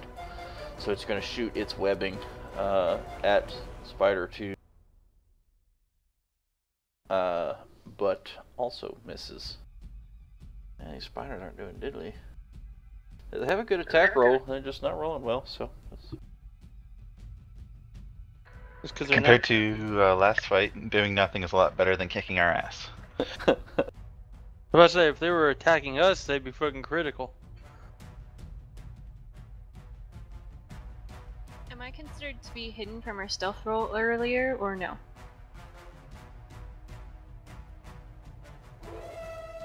Hidden against what? Well, you can't... Spider 2? Yes. Yeah, you're hidden against Spider 2. Wait, what was it again? What was your roll? I've already lost it. I had like a 25 or something. Yeah. Yep, you were hidden against that. Yep, 25. Yep, it was, the spiders didn't know where you were, but somehow Nesnar did. And he wouldn't tell me.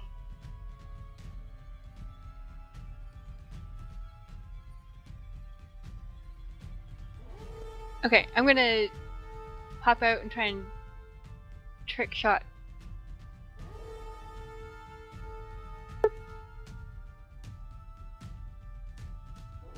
From behind Baron. Okay. Whew.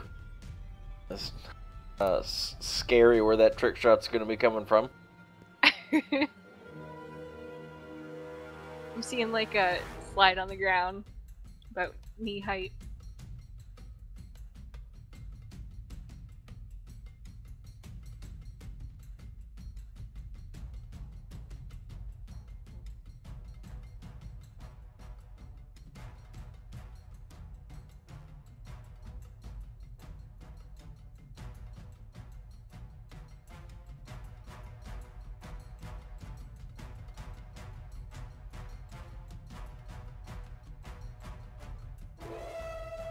And then I'm gonna go, I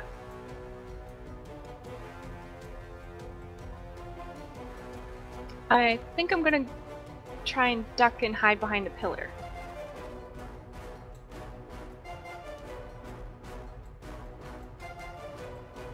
Like that? Okay.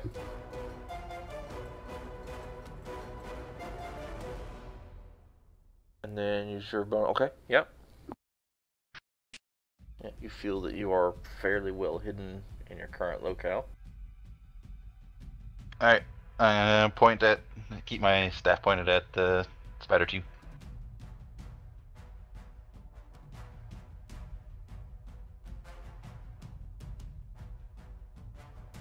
So it's like turning and skittering, like left and right, and then just going, and then it sees your direction, because the thing that it was looking for just completely disappeared, and then it sees your new command, and then following its instincts.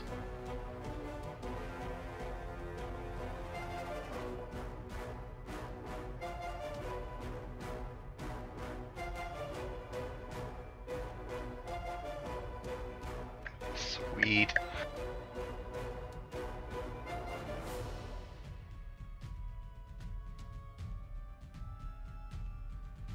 Dude, if this works, there's gonna be some mighty flexing going on. Let me see how this actual attack works. Does it do any damage? That's what I want to know. Which one? I can help it. The web range, the web.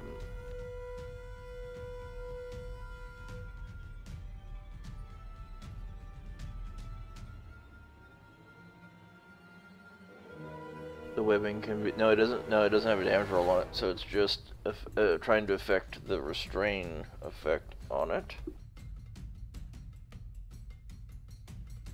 Oh, but these giant spiders are web walkers, and it is immune to the restrained effect.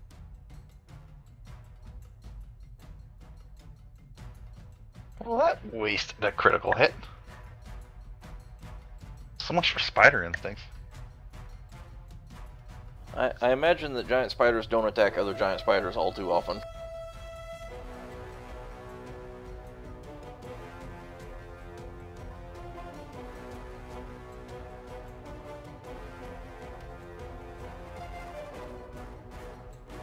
Yeah, these are the male ones. The lady ones are all about attacking other spiders.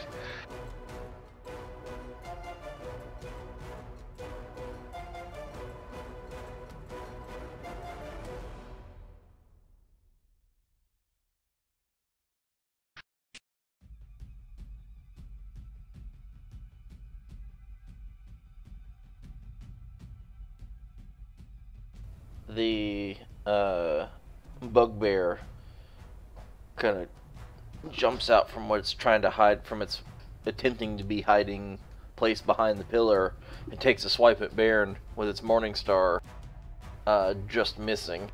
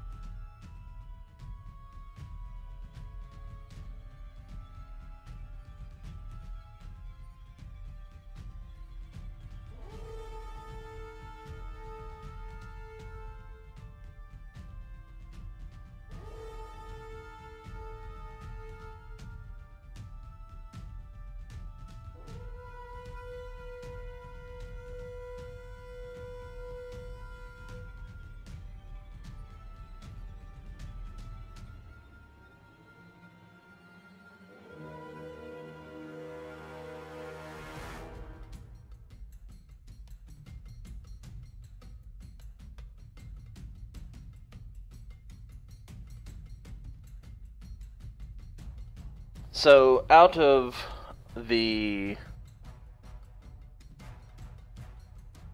nowhere, really, you see 4 large bolts of force strike you, Elnath, doom, doom, doom, doom, right in the chest, from nowhere.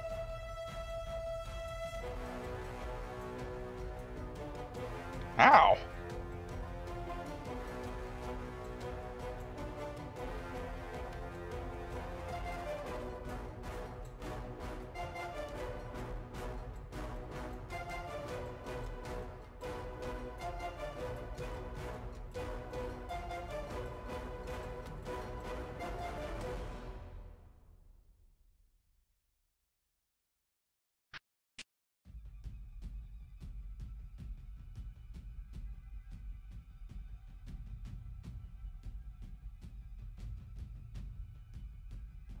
And I think that will actually make him no longer invisible.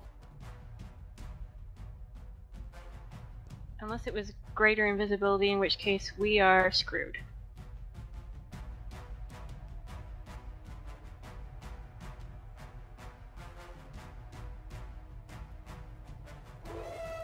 Ends or attacks with a spell. Yeah.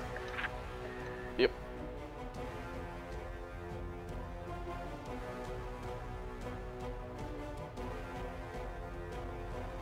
Giant Spider 1.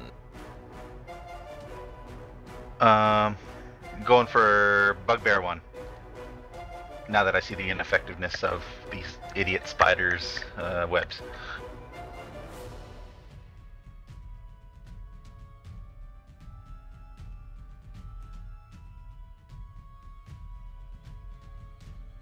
Yeah. So the last one, it tried to hit it with a web, and then it just went, just kind of over and just, moved it around completely unaffected by it. Yeah. So now Spider 1.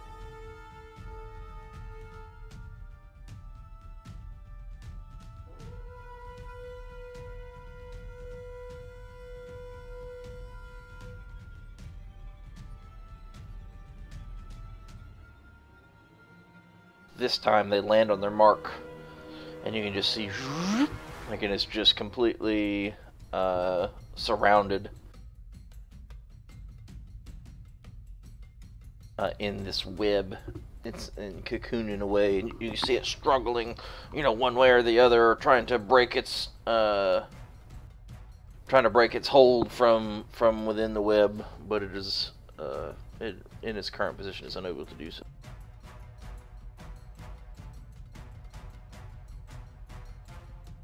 Baron, now roll another wisdom save, this time with advantage, considering you've been attacked by one of these bugbears. I'm definitely looking at that bugbear like, what? Come on, buddy. What's going on, man? Don't worry. Baron's wisdom is like, but we can still be didn't mean friends. He didn't mean it. And it's further confusing that some of the spiders are attacking other spiders, and some of the spiders are attacking Baron's some of the fucking bugbears. I'm freaking like lost.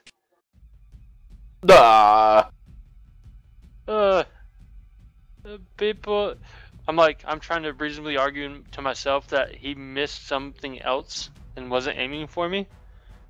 Like, I looked behind me to see if he swung at something else.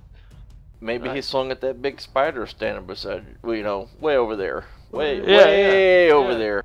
Just Yeah. needs his glasses for depth perception purposes. Yeah, I'm like, what's going on? What's going on? Baron's so confused. Just standing there like, guys? He's that guy in the bar fight right now that starts just yelling at everybody, telling them to stop. Stop, everyone stop! What are you doing? Yeah, Baron's like fucked in the head right now. He's just so lost. Yeah, you are maybe suffering a little PTSD from the last fight.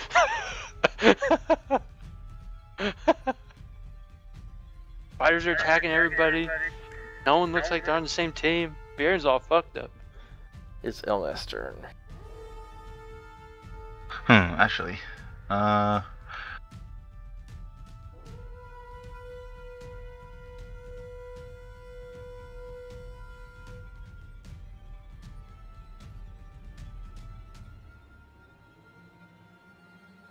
Yeah.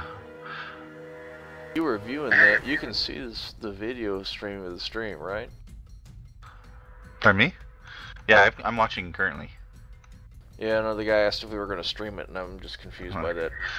Maybe he's waiting for like 3D. I don't know. Okay, yeah, we're gonna attack Spider.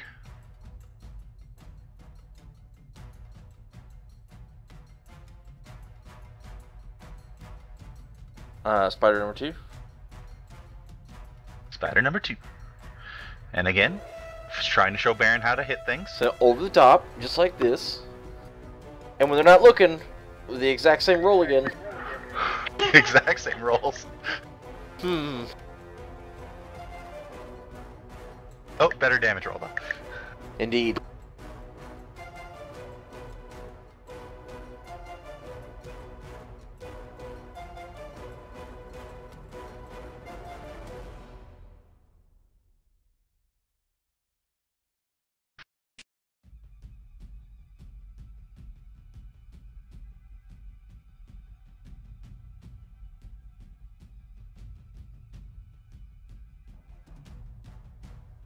Why does that have advantage? Oh, that one's restrained. Yeah. Yep. Yeah. I was like, wait, oh yeah.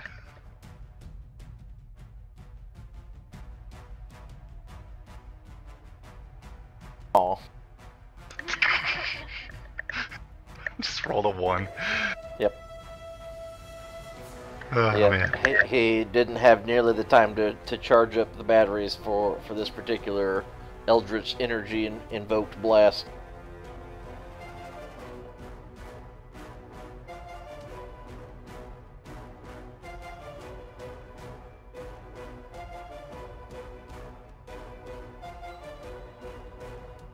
It's spider number 4's turn.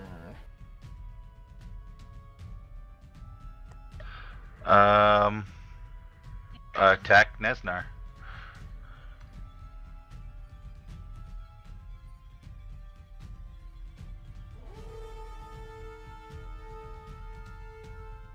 Yeah, how are you going to communicate that?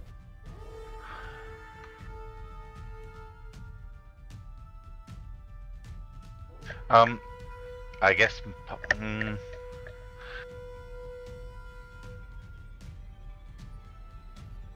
Yeah, the rules aren't really clear as to how those commands have to take place, but especially for switching, there surely has to be some way to do it. You obviously don't speak spider, so there has No. to be... I guess I could Point? try pointing and commanding some more. If you want, I can do an animal handling, because these are domesticated-ish. I'm thinking.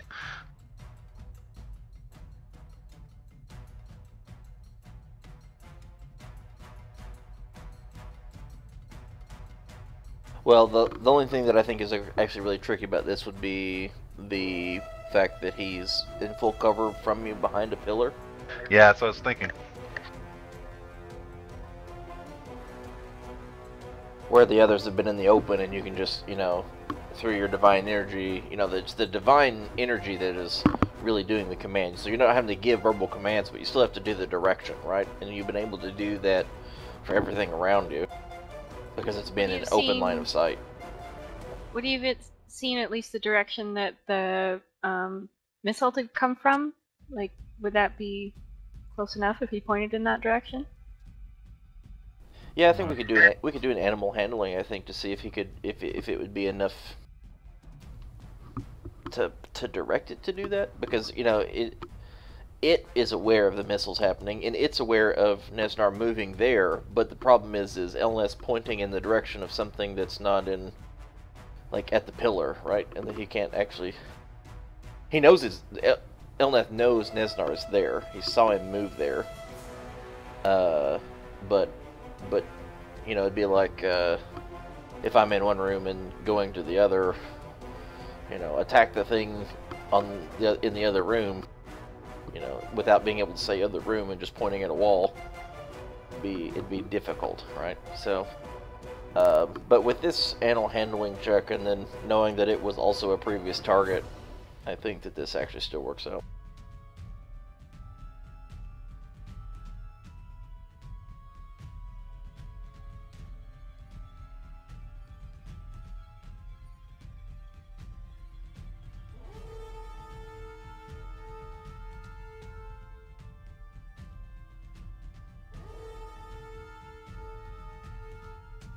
Oh, shit.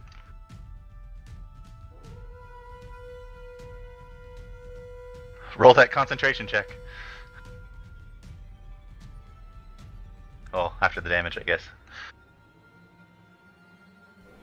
As a reaction, Nesnar is going to cast a spell, and as the web goes to attack and wrap around him, it instead wraps around some kind of magical force barrier that doesn't actually hit him as it stops on its way.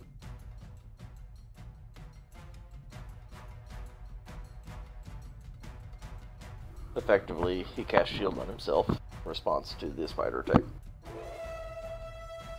which gave him enough AC for it to be a miss. Ah.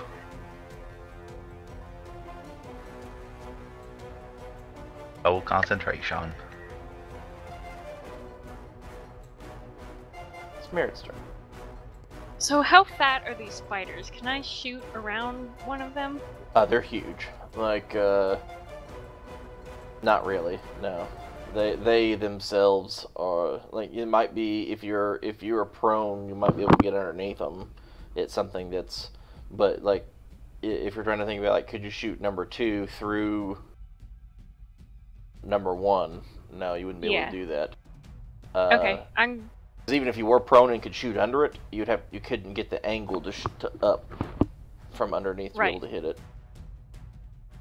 I'm gonna shoot the bugbear then, or try to. Okay.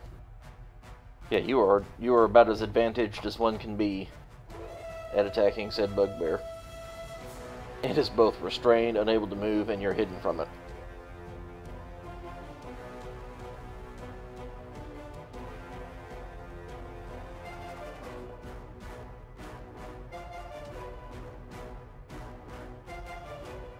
Yeah, you got him.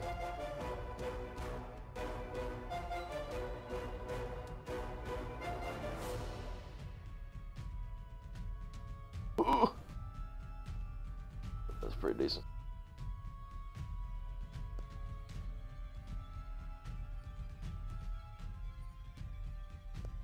Then I'm gonna duck back behind the pillar.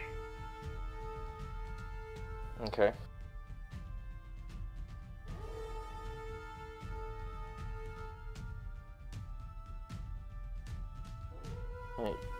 Since that things are more aware of you in this position than they were before.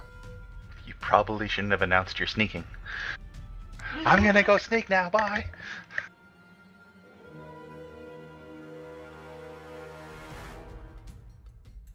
Wait, did I say that out loud or just think it?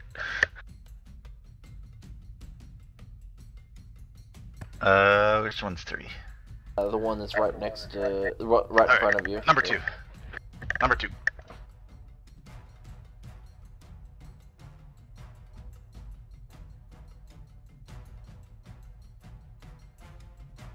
So this time it's going to kind of leap forward and try to bite at it.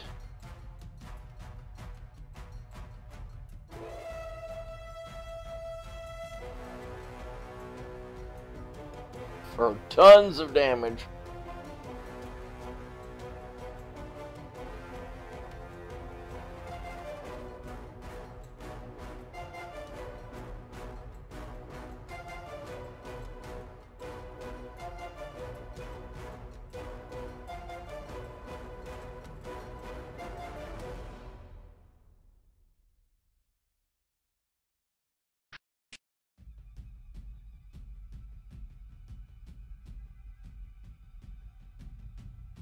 But it barely was able to puncture him with its bites through the exoskeleton of the spider.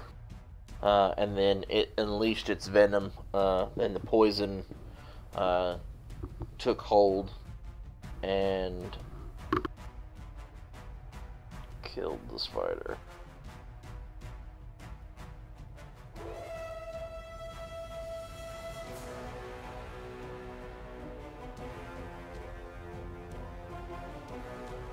Strange Arcane.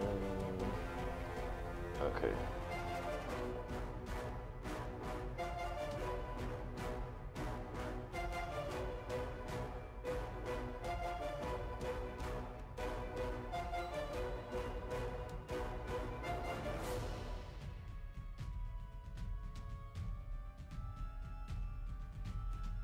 You see the bugbear wiggle in places as it's fighting against its restraints from the web, but is unable to break the bonds that are currently restraining it.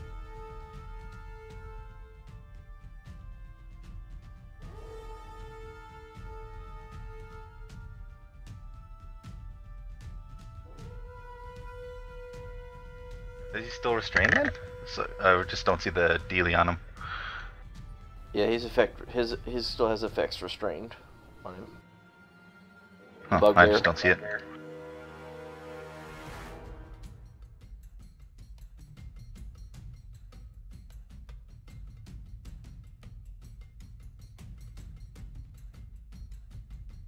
Whose turn to look? Yeah, it's. Yeah, I still. Yeah, I don't know. I see it. Yeah, it's just not visible Oh for yeah, us. I see it on your screen, just not visible for us. Yeah. That's weird. Whatever.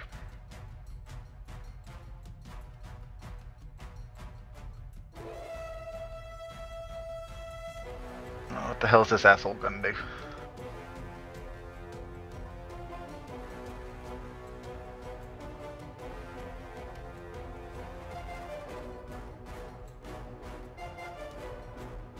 This time, 3 darts hit you. Thum, thum, thum. Ah, piss off!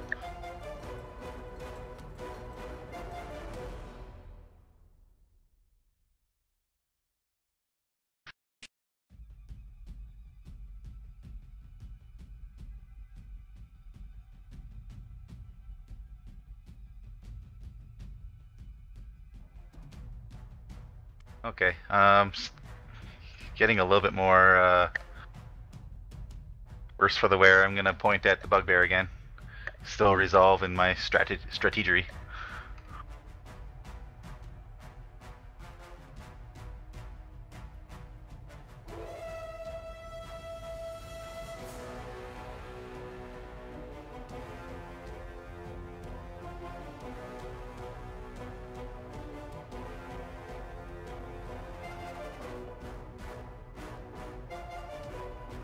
Ooh, and I failed it save.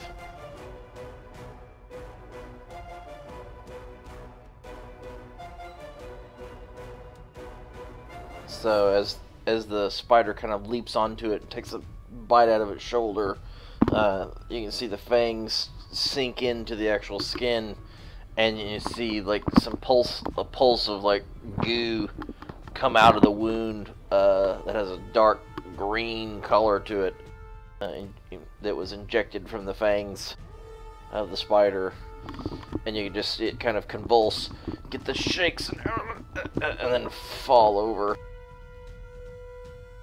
Dead. Get Frodo'd, bitch. Baron. Maybe I'll wise up this time. Nope. But I seen these are. Wait. You get advantage. Oh wait. So do it again. Roll again.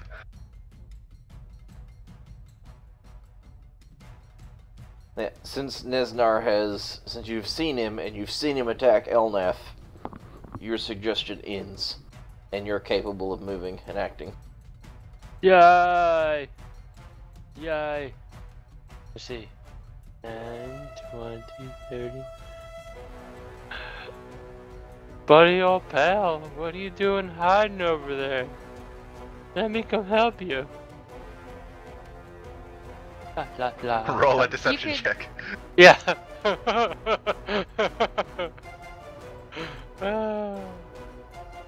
Okay.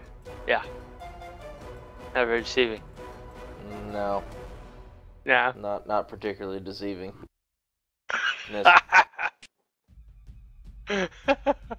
Nesnar is aware that your magical compulsion has faded. Damn it.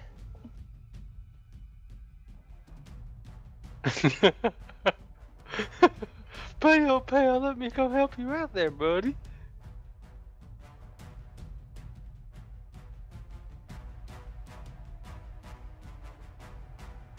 I'm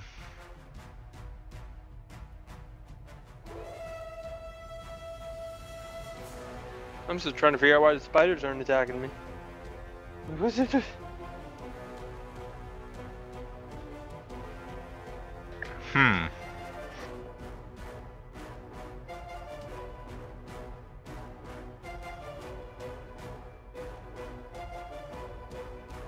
I'm going to Um, tell me about the statue in the north. Or this, I think it's a statue in the north. It's a huge statue of a dwarf sitting on a throne. Could it provide cover? If you're on the other side. Total cover. Yeah. Like if I went here, would it provide cover from Nesnar? From its current location, yes. Yep. Okay. I can do that. I'm gonna do that and roll stealth.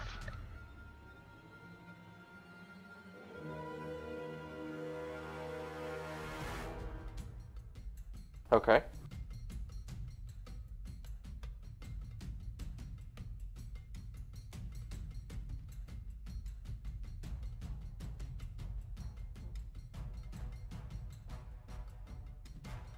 Letarius is quite confused.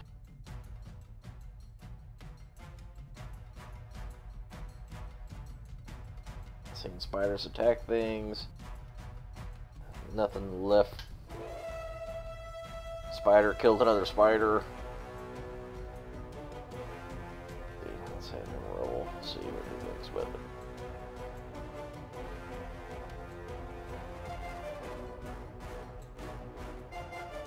Nope, he's gripped on total destruction.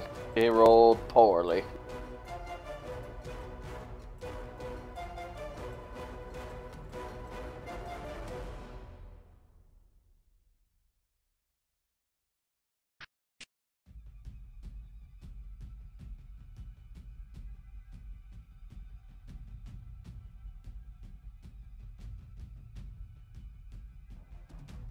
So directly between the two spiders, you hear a giant cacophony of noise. It's a loud ringing noise that is painfully intense, that erupts from the middle of the room.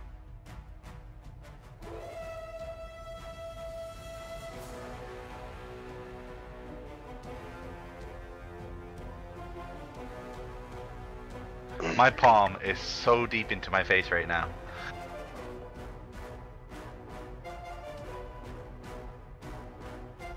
So deep in.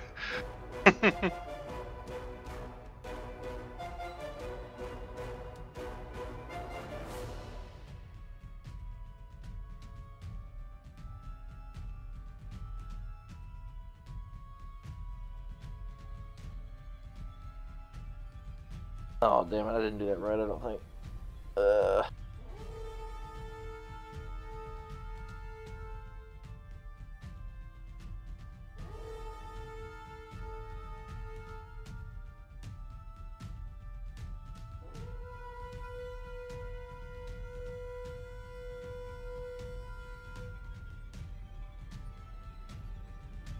Okay, that actually is going to take half damage.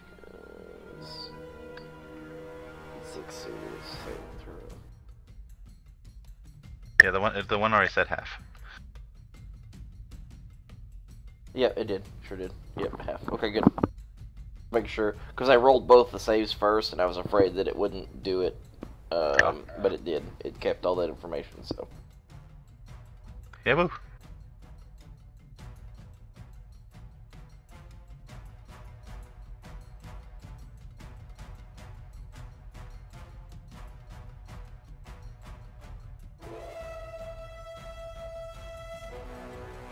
Alright, which one is that? Alright, he's no... Oh, okay. That's still good. Continue doing what you're doing.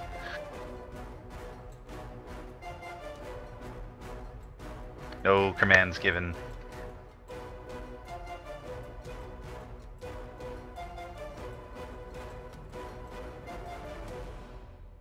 It's Merritt's turn.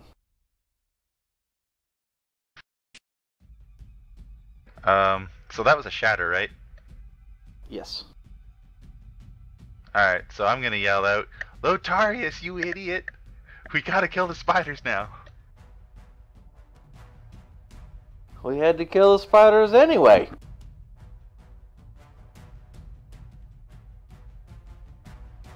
You wouldn't say that if you're being pelted with missiles while we're fighting this guy still. My ears are ringing. 'Cause I'm pretty sure I was close to the edge of that. Yeah, you were, you were maybe 4 or 5 feet out of the blast radius of that cacophony of sound.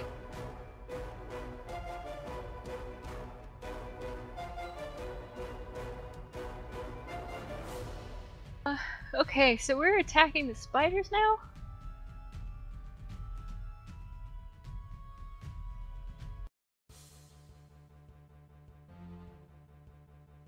I'm gonna disengage.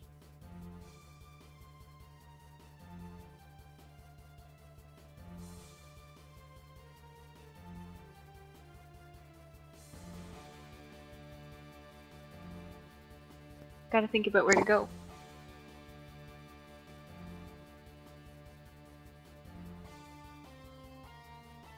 You are ducking and weaving. You can go wherever you want to go.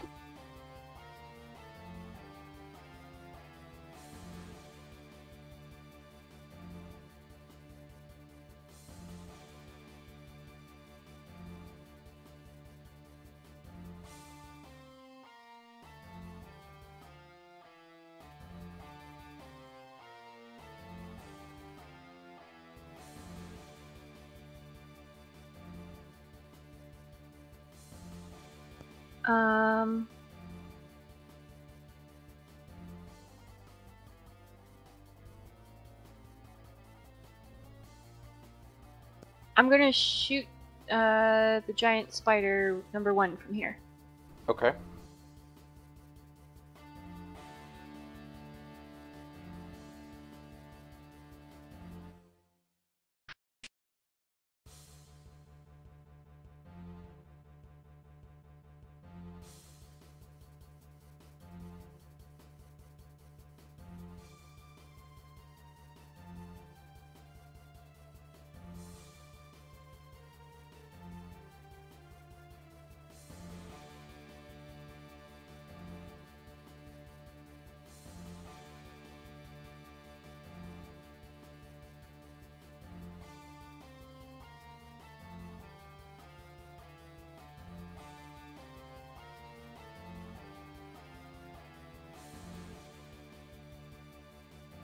And the giant spider turns at Elnath, knowing that it is what had charmed it, and sends out that clot of web that just strikes the wall beside him.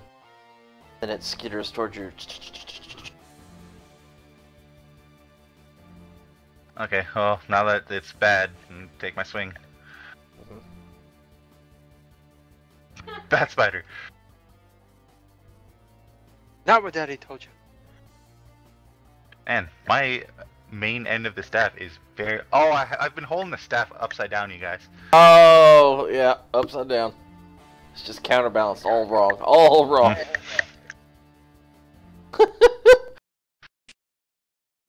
Yes, indeed. Experiencing confusion somehow led to your confusion. I'm sorry.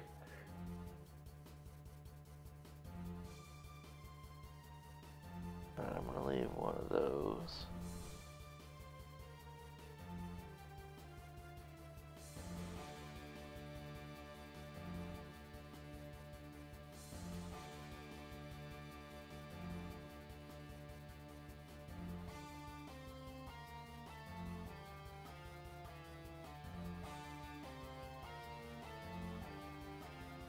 You can see Nesnar stare into the spider that's just kind of been attacking at him, and then you see him go, "Enough!" And the spider just stops in its tracks. It stops moving entirely. Kill them!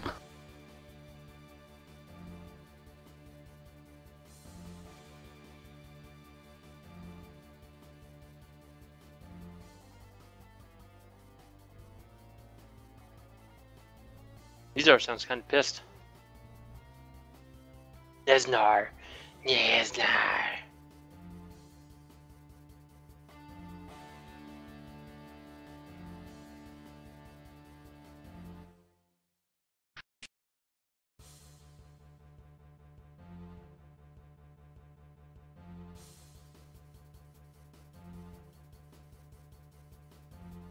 giant spider one turns to Merritt after just after getting hit with that crossbow bolt, and then lets out the spider's web that just encases her entirely. Oh, it's sticky. No complaint, you're encased. You are considered restrained. Shit. Between a pole and a hard place.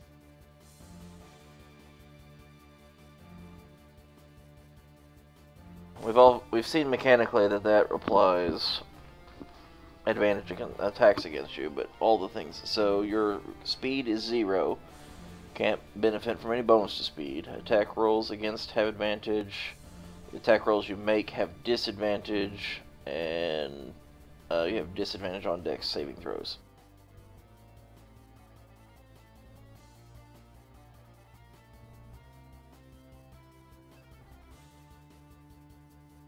And then it's going to skitter.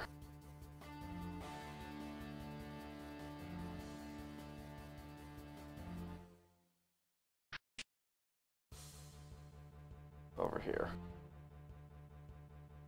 It's Baron's turn. Bjorn's turn. Bjorn's turn. But I'm coming, Merritt. I'm coming. What the fuck does Merritt have to be worried about? I'm the one that's surrounded by spiders. You're right. You're right. You're right. Yeah, I can go. Yeah. Ah, fuck you. I can hit both spiders from here, right? Yeah, you can. Mm-hmm. Yep, that's the exact spot. Ah, fuck you, spider one. Ah! Kind of reels as you swipe at it. And as you swipe across it, it just kind of rears back a little. It's just like a cat at you. Clicks. It clicks. Damn. Well, Elnath, get your ass out of the corner.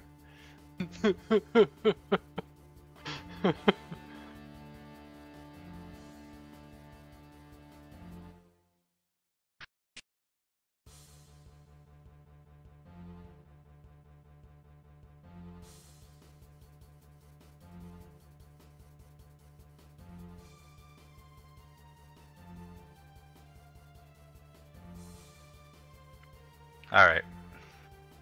Mm-hmm. Let's diametrically oppose this, because I'm apparently strategery and Baron the Fighter is not. Mm-hmm. Well, he was going to use his... try to kill it and then get an extra attack in.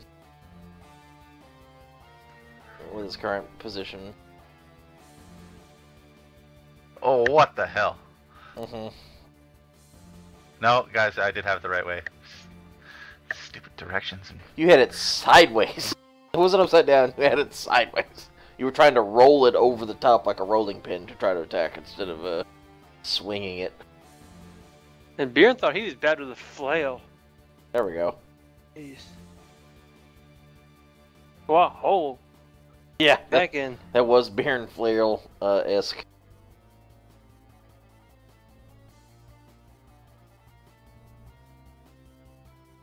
God.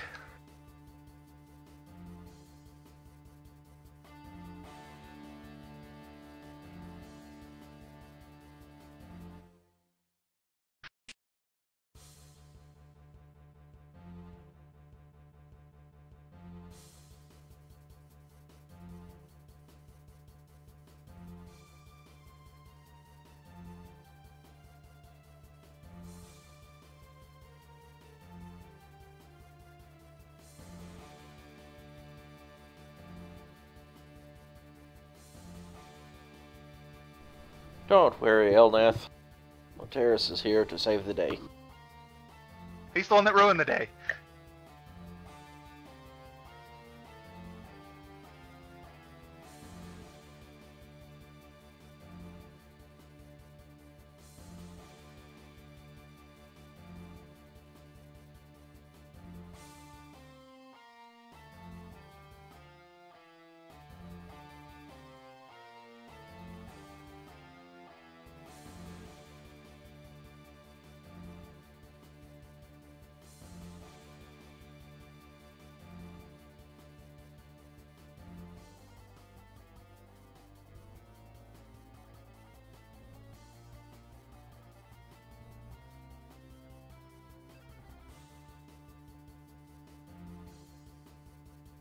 Baron is considered restrained. Cocooned in viscous web goo from a giant spider. It's very large ropes of just, it kind of melts a little bit, and it's, as it's around you, and then it just a moment, it kind of begins to harden as it sits like concrete around you.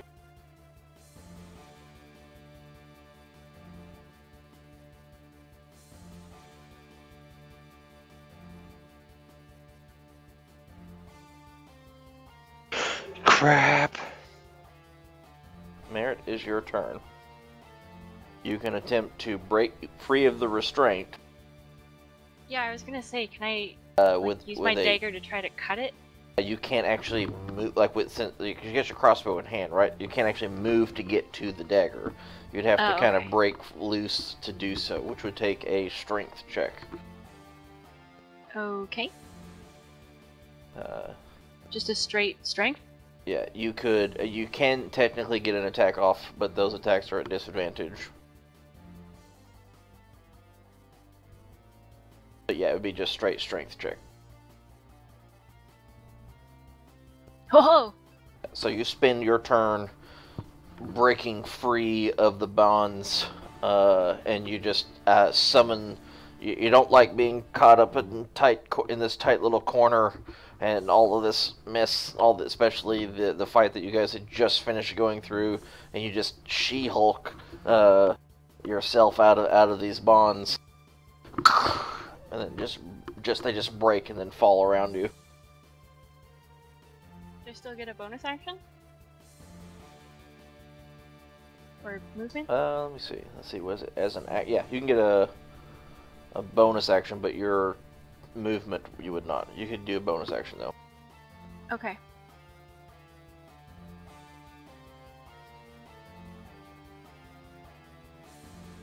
Wait, let me see.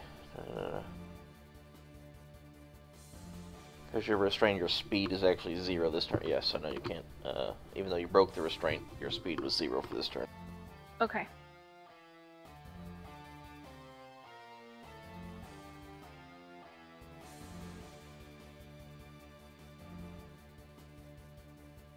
I guess the only bonus action I can really use without moving is just to hide.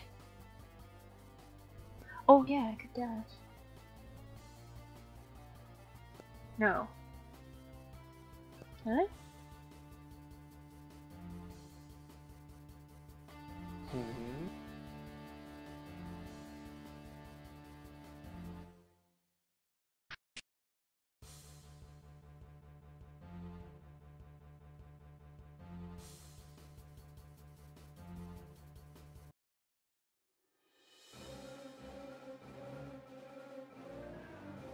Mix it up a little bit.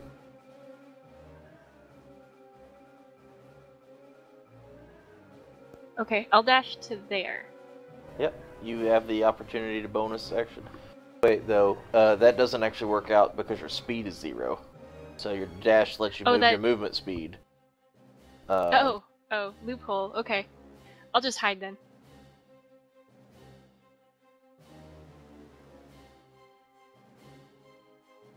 That would work with almost anything else but restrained. Something that's like, because it technically puts your speed at 0, where others you lose your movement action, or there's a couple of other things like that.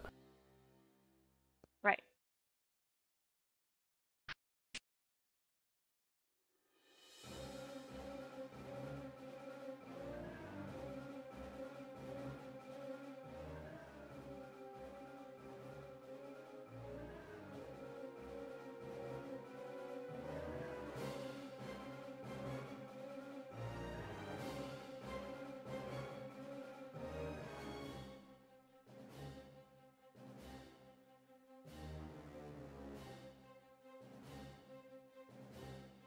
Giant Spider 3 is going to try to reach out and bite you. But misses.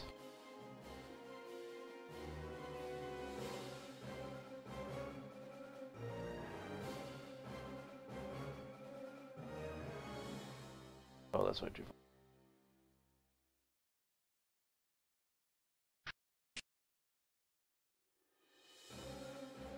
Sorry, Elneth. If only you had been a little more cooperative.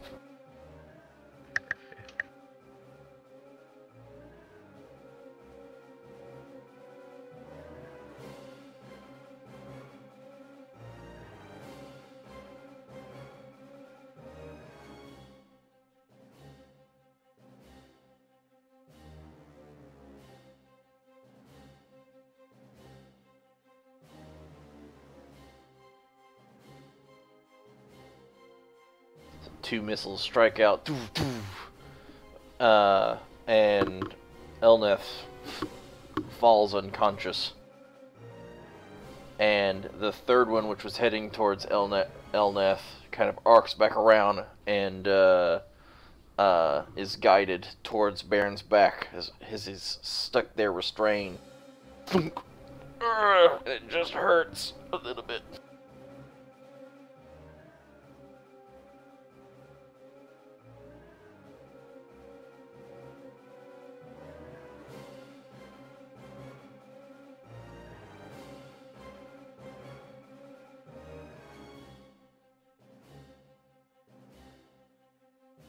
It is your turn, Baron. Restrained? You can attempt to break the restraint, or you can try to attack. But I have disadvantage on attack, right? Yep, you can try to attack the webbing or the spiders. But they are. I want to get out. I want to break free. Yeah, break free. Okay. Yeah. Strength Should I check. do that? Strength check? Okay. Mm-hmm.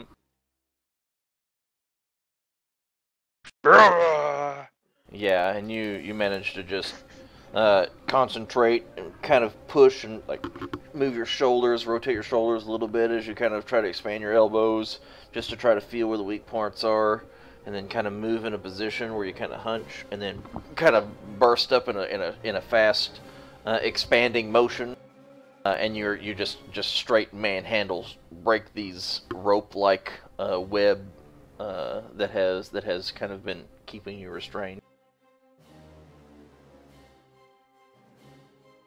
Alright. I'm looking something up real quick.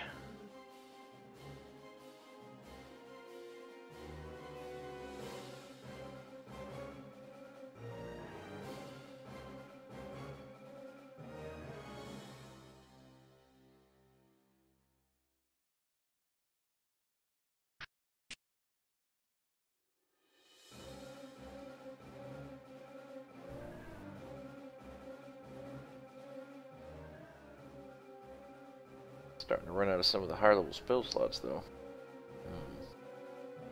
Oh no.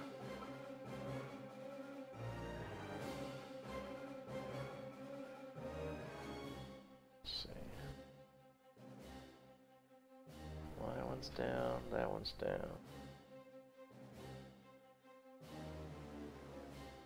1, 2, 3.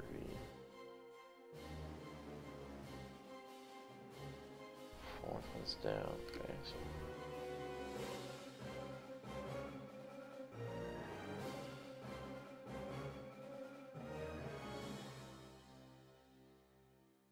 Yeah, yep.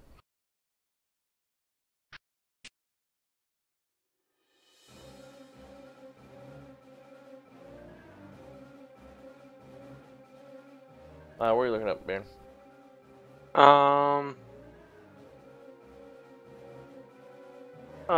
Action Surge and my Great Weapon Fighting proc. Yeah. So action surge allows you to take another action, which allows you to get. Yes. That already though, wouldn't you? We just had the short rest. So Oh, his, it's after short rest. Okay. His does come. Yep. Ignore me. Yeah, his comes back after. Wait. But if I action kill surge does the, that? Yeah, I think it does. yep, all my stuff is cooldown short rest. Yeah. And the other thing is a bonus action. You have not used a bonus action Okay, for your yeah, follow-up okay. attack. So action surge will allow you to attack, get another attack Yep. action, and if that attack action kills something, then it activates your feat, which allows you to use your bonus action, which you have not used. Yeah, okay. So hit something, and then we'll deal with it. Yep, I'm using action surge then. Because the strength was my action. And then Yeah, the strength check was Yep. to break the restraints, which is your actual action. Action surge gives you another action. Mm-hmm.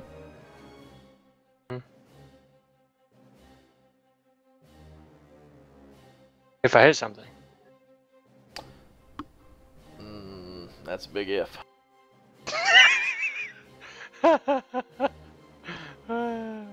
Yeah. Wait a thanks minute, to wait a that minute, ability. wait a minute. Oh, I clicked on things. Hold You're confusing me. up. You attacked number 3. You are... No, wait, never mind, he's unconscious. Never mind, you don't get the advantage. Never mind, it all happened right.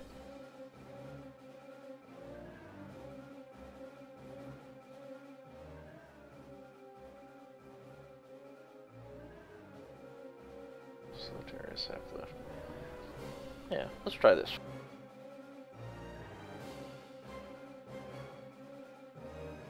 You see Lutarius begin making large sweeping motions, forming an arcane incantation.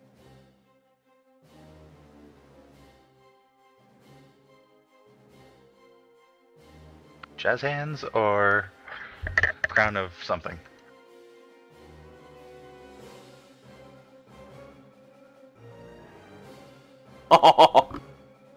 You see, oh man, that was just too damn close. You see the energy begin to start enveloping Nesnar, and you see that golden, faint, illusionary crown start to permeate over his head, and just as it starts to, gain some permanence, you see that crown shatters and dissipates into nothing. Man, that was one off. One away. He rolled a 14, needed 14.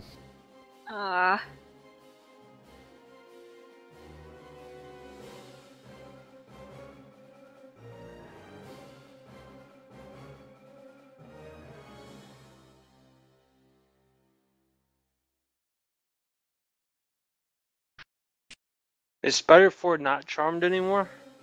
Nothing's charmed. Okay, Thanks, Lotarius. it's still got the effect on it. I was confused. Oh yeah, whoops. Didn't remove it.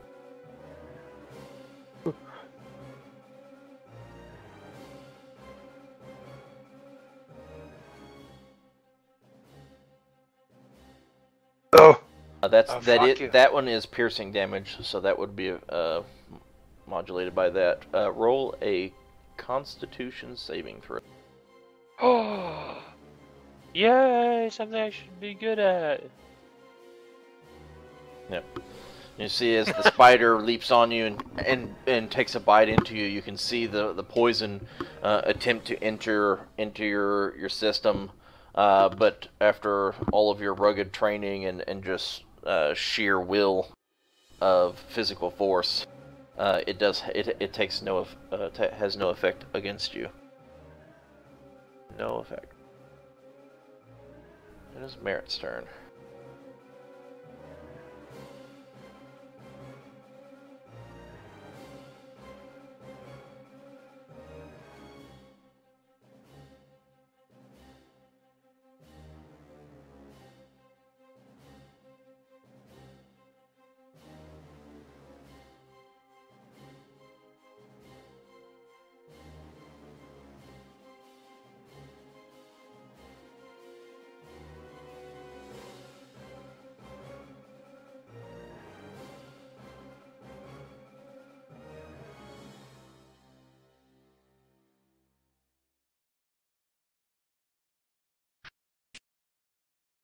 Man, I feel like I was playing Oh, crap. as the Cubs. I forgot to ask, because I did hide on my last one. I don't know if I was hidden. I had a 15. Oh, okay. Who are you attacking? The spider? Spider 3. Therese? That might actually be Spider enough. trees? Let me see. Is it 15? Yeah.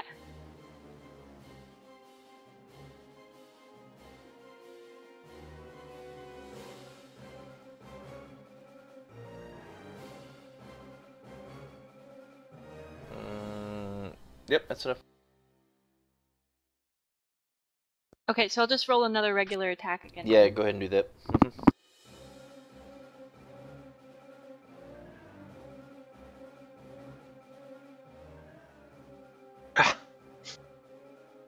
Yeah, they're big.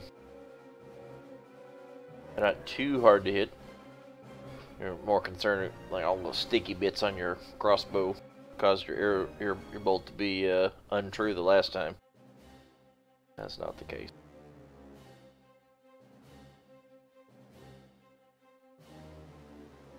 Yay! Crap, we killed all those hobgoblins earlier. They don't have any backup. And I'm gonna hide in the corner here. Okay. Elneth, are you alive?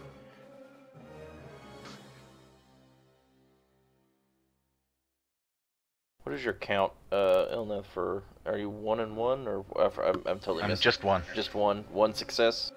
Yep. Need a critical success. That would be sweet. Okay, I only have one of those.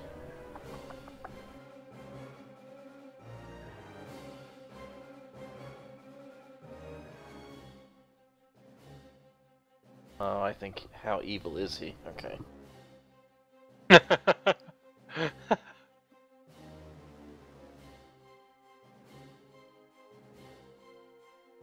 Oh, he is that evil. Okay.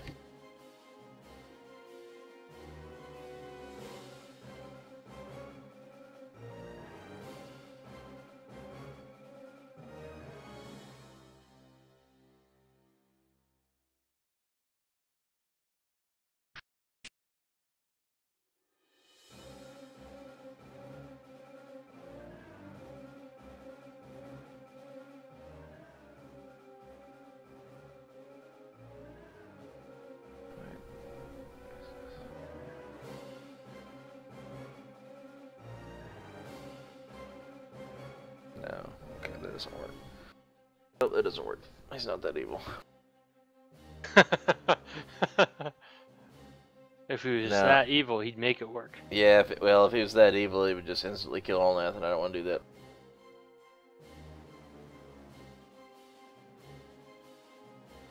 I don't think that works. Not while he's threatened.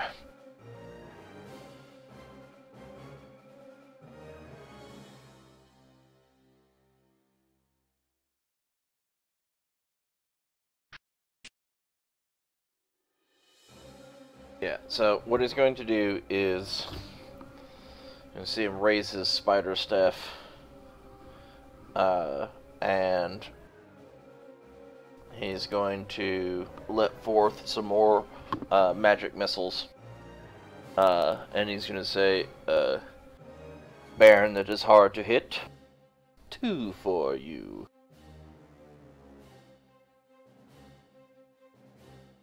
He's almost singing a little song to himself, in a way, trying to make it whimsical.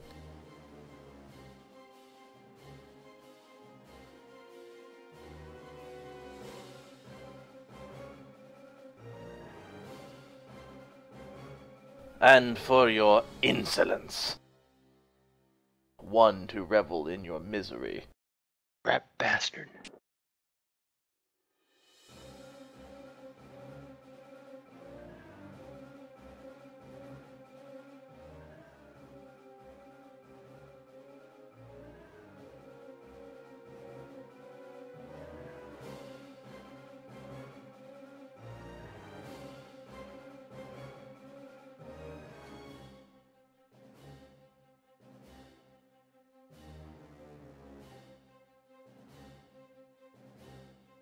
Spider 1 is going to skitter up the side of this giant statue.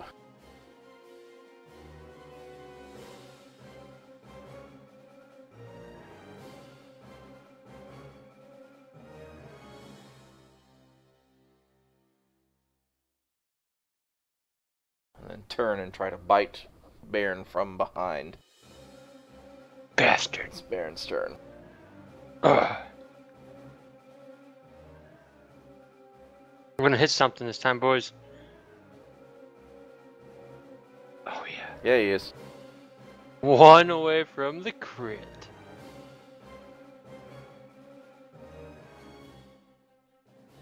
Wait, what? Oh, that's your attack. Oh, I freaking moved him on the bar. Ah. Oh man. Alright, so we will do this. Hold on. But, You get the damage okay. in on the first one, and that one will have to go to your follow-up hit. What are you talking about? Assuming I'm it so kills confused. it. I think it will.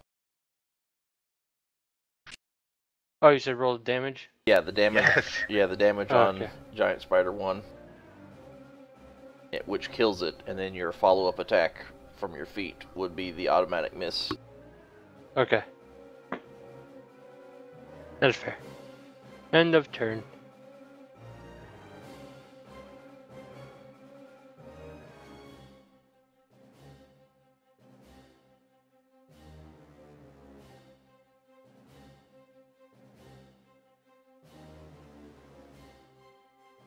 Okay.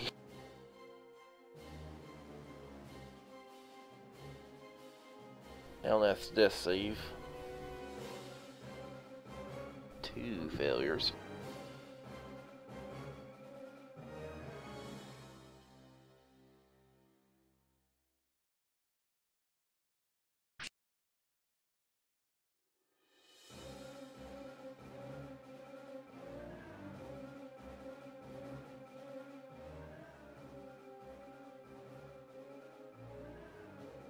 Because he's hidden behind that one, he can't hit him with that, so he's going to hit him with just big O.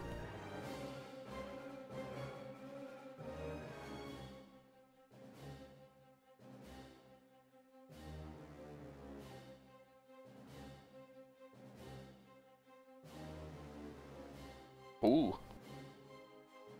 Pretty good one. That's good.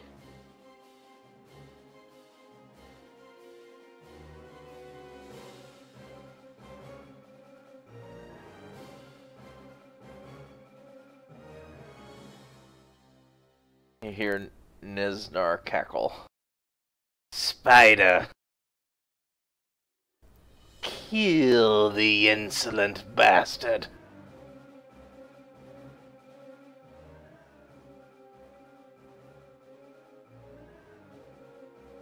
See a long, crooked finger point towards the unconscious Elneth back in the corner.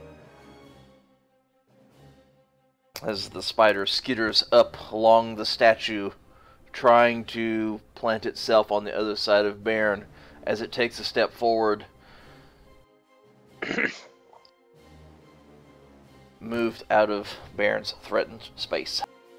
I get to swing at him. That was the only spider left, right? Spider 4? Yep. Mhm. Kill it. For the love of God. Not a crit. Damage is not great. No.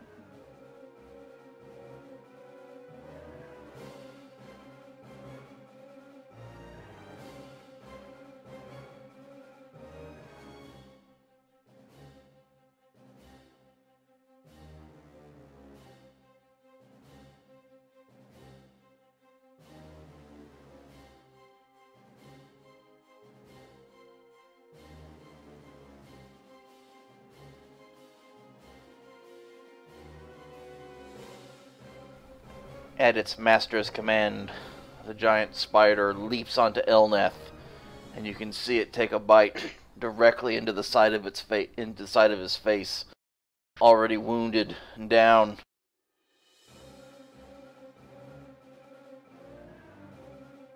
Elneth is dead. When do we start attacking unconscious people?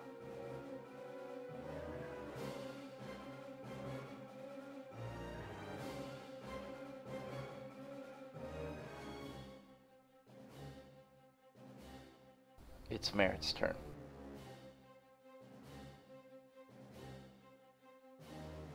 I'm gonna need to learn how to dodge when you're laying on the ground.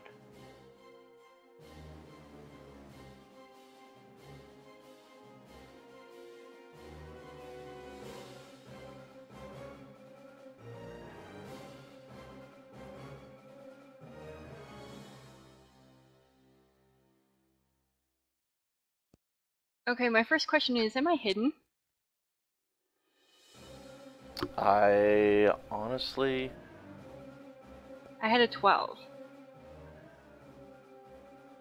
From whom? The spider that's right here. Yes, you're still hidden from... Wait. No, you're not hidden from the spider.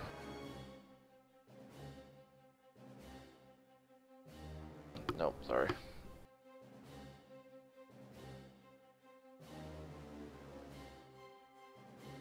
So you see the spider. Technically, it's more like right there. Like it's like right there. From where it was postured on top of Elneth, it is eating his face. Oh. Okay, well I don't even care then. I'm just gonna go, no! And shoot him, like aiming right for the eyes with my crossbow. Because he's not technically in melee range of me yet. No, yeah, he is not in melee range.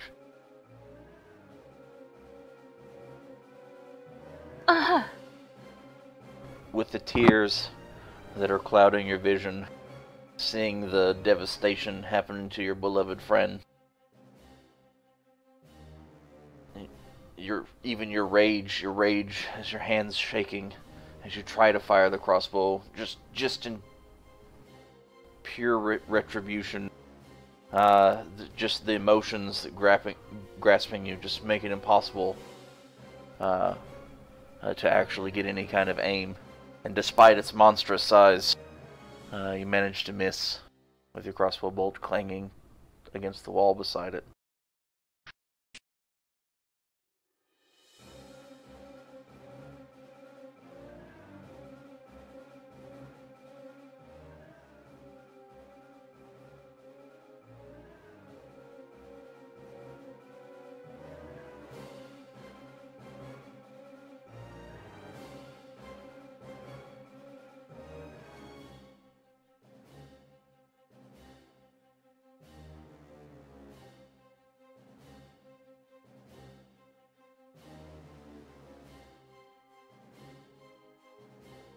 Nesnar will step towards the center of the room.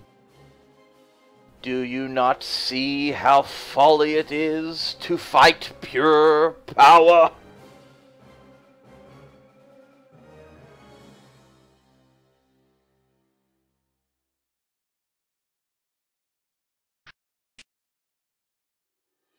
Walks up to Lotarius and tries to grasp a hold of the side of his shoulder.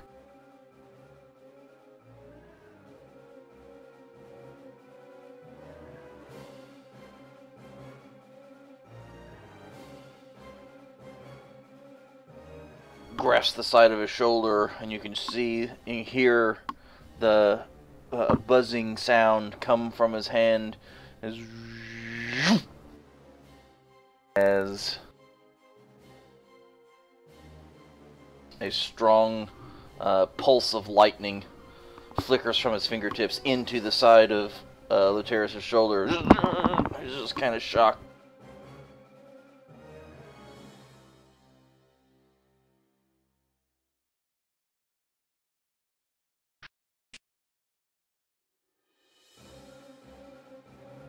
Your fight is folly.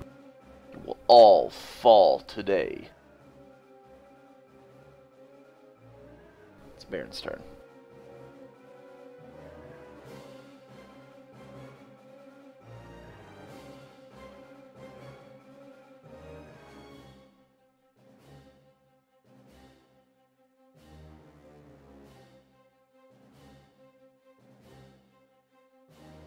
I'm gonna kill him this time. Think. Sure. And because I can still move, extra attack. Ah, ha, ha, ha.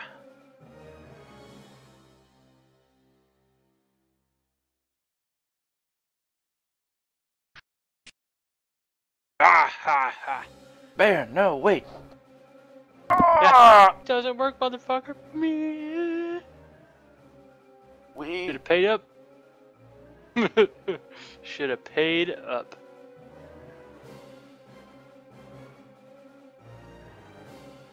can still cooperate. We can still be friends.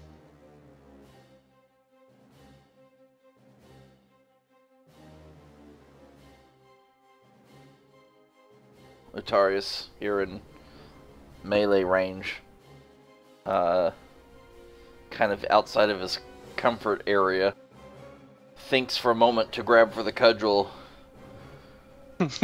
realizing the futility of such efforts, and tries to just take a step away so that he can make way to form his Eldritch Blast. As he does so, Nesnar will reach out and try to hit him across with his staff.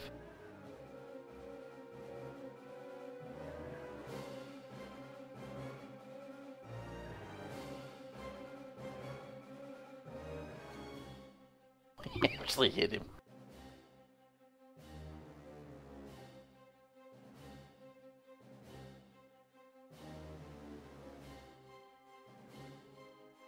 Well, it doesn't like that. Oh, that's not coded right.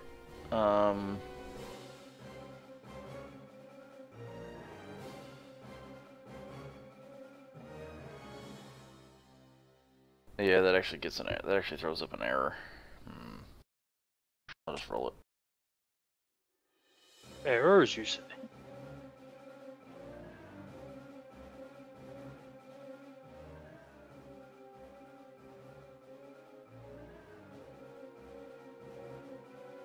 The staff kind of comes down against Lotarius' side, and you can see the little spider legs from the top of it kind of dig in, and you can see a little bit of ooze of something coming in out around those spider legs, trying to penetrate into Lotarius' body. And you can see it just sting. You can hear him yell from the sting of that poison as it does additional damage. And then he retaliates.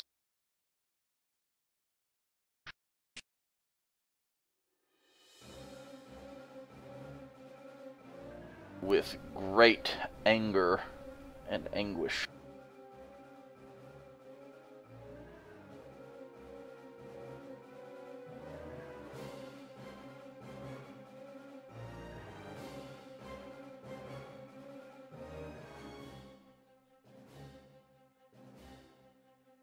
It is Merritt's turn.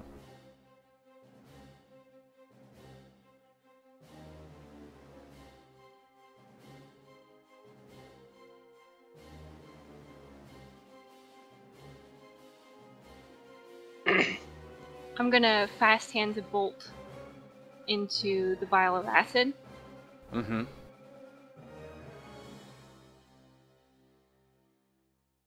Wait, Merritt, wait. What if I surrender? I'll surrender. You can take me back. I'll surrender. I'll go peacefully.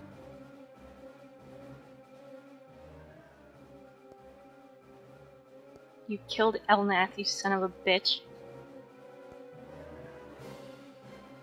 Damn, she's cold.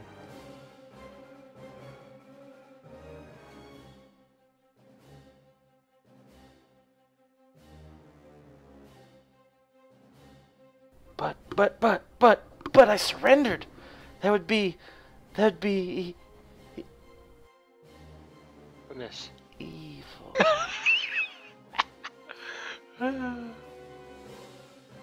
And he's in melee with Bairn. Yes. Plus an additional d6 that we'll have to figure out. Doesn't matter. Nope. How do you want to He's do getting this? it too. I just walk out, aim the crossbow right between his eyes, and just fire. And then I reload it and I fire again. Just for flavor. You just kind of walk out from behind the pillar as you walk forward, and you're just kind of making stride. You almost get into melee range. In fact, you're getting right, barely outside of the reach of his staff. Pull the trigger, right in the head.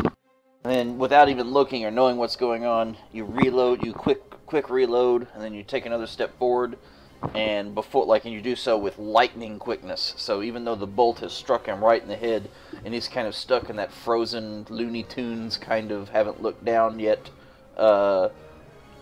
physics, before he's even moved again, you just walk up and you put the actual tip of the bolt right onto his skin and pull the trigger again, and then it just snaps his head back as he just falls. Now with 2 bolts sticking out of his head. Dead. I spit on him. Wow. You're mean. Okay, he killed me. He killed Elnath. He killed Gundren. I should give him another bolt just for those 3. I'm not gonna waste it on him. I already did waste one. And we'll end it there for the evening. Yes.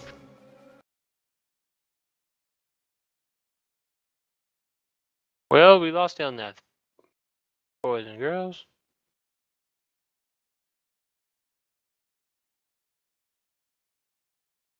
What do we do with ourselves?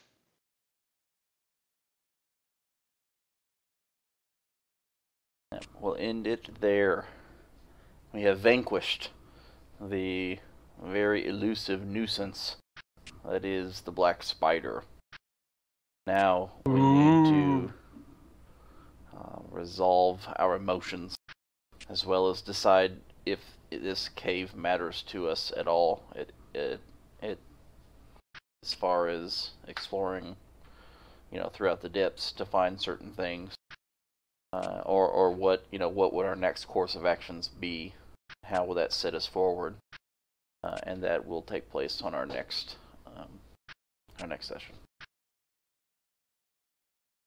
All right.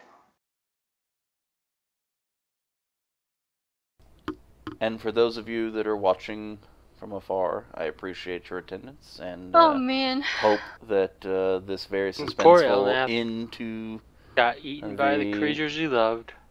suspenseful end to this part of the storyline, at least. Tune in next time, and we'll see how they cope with a dead party member.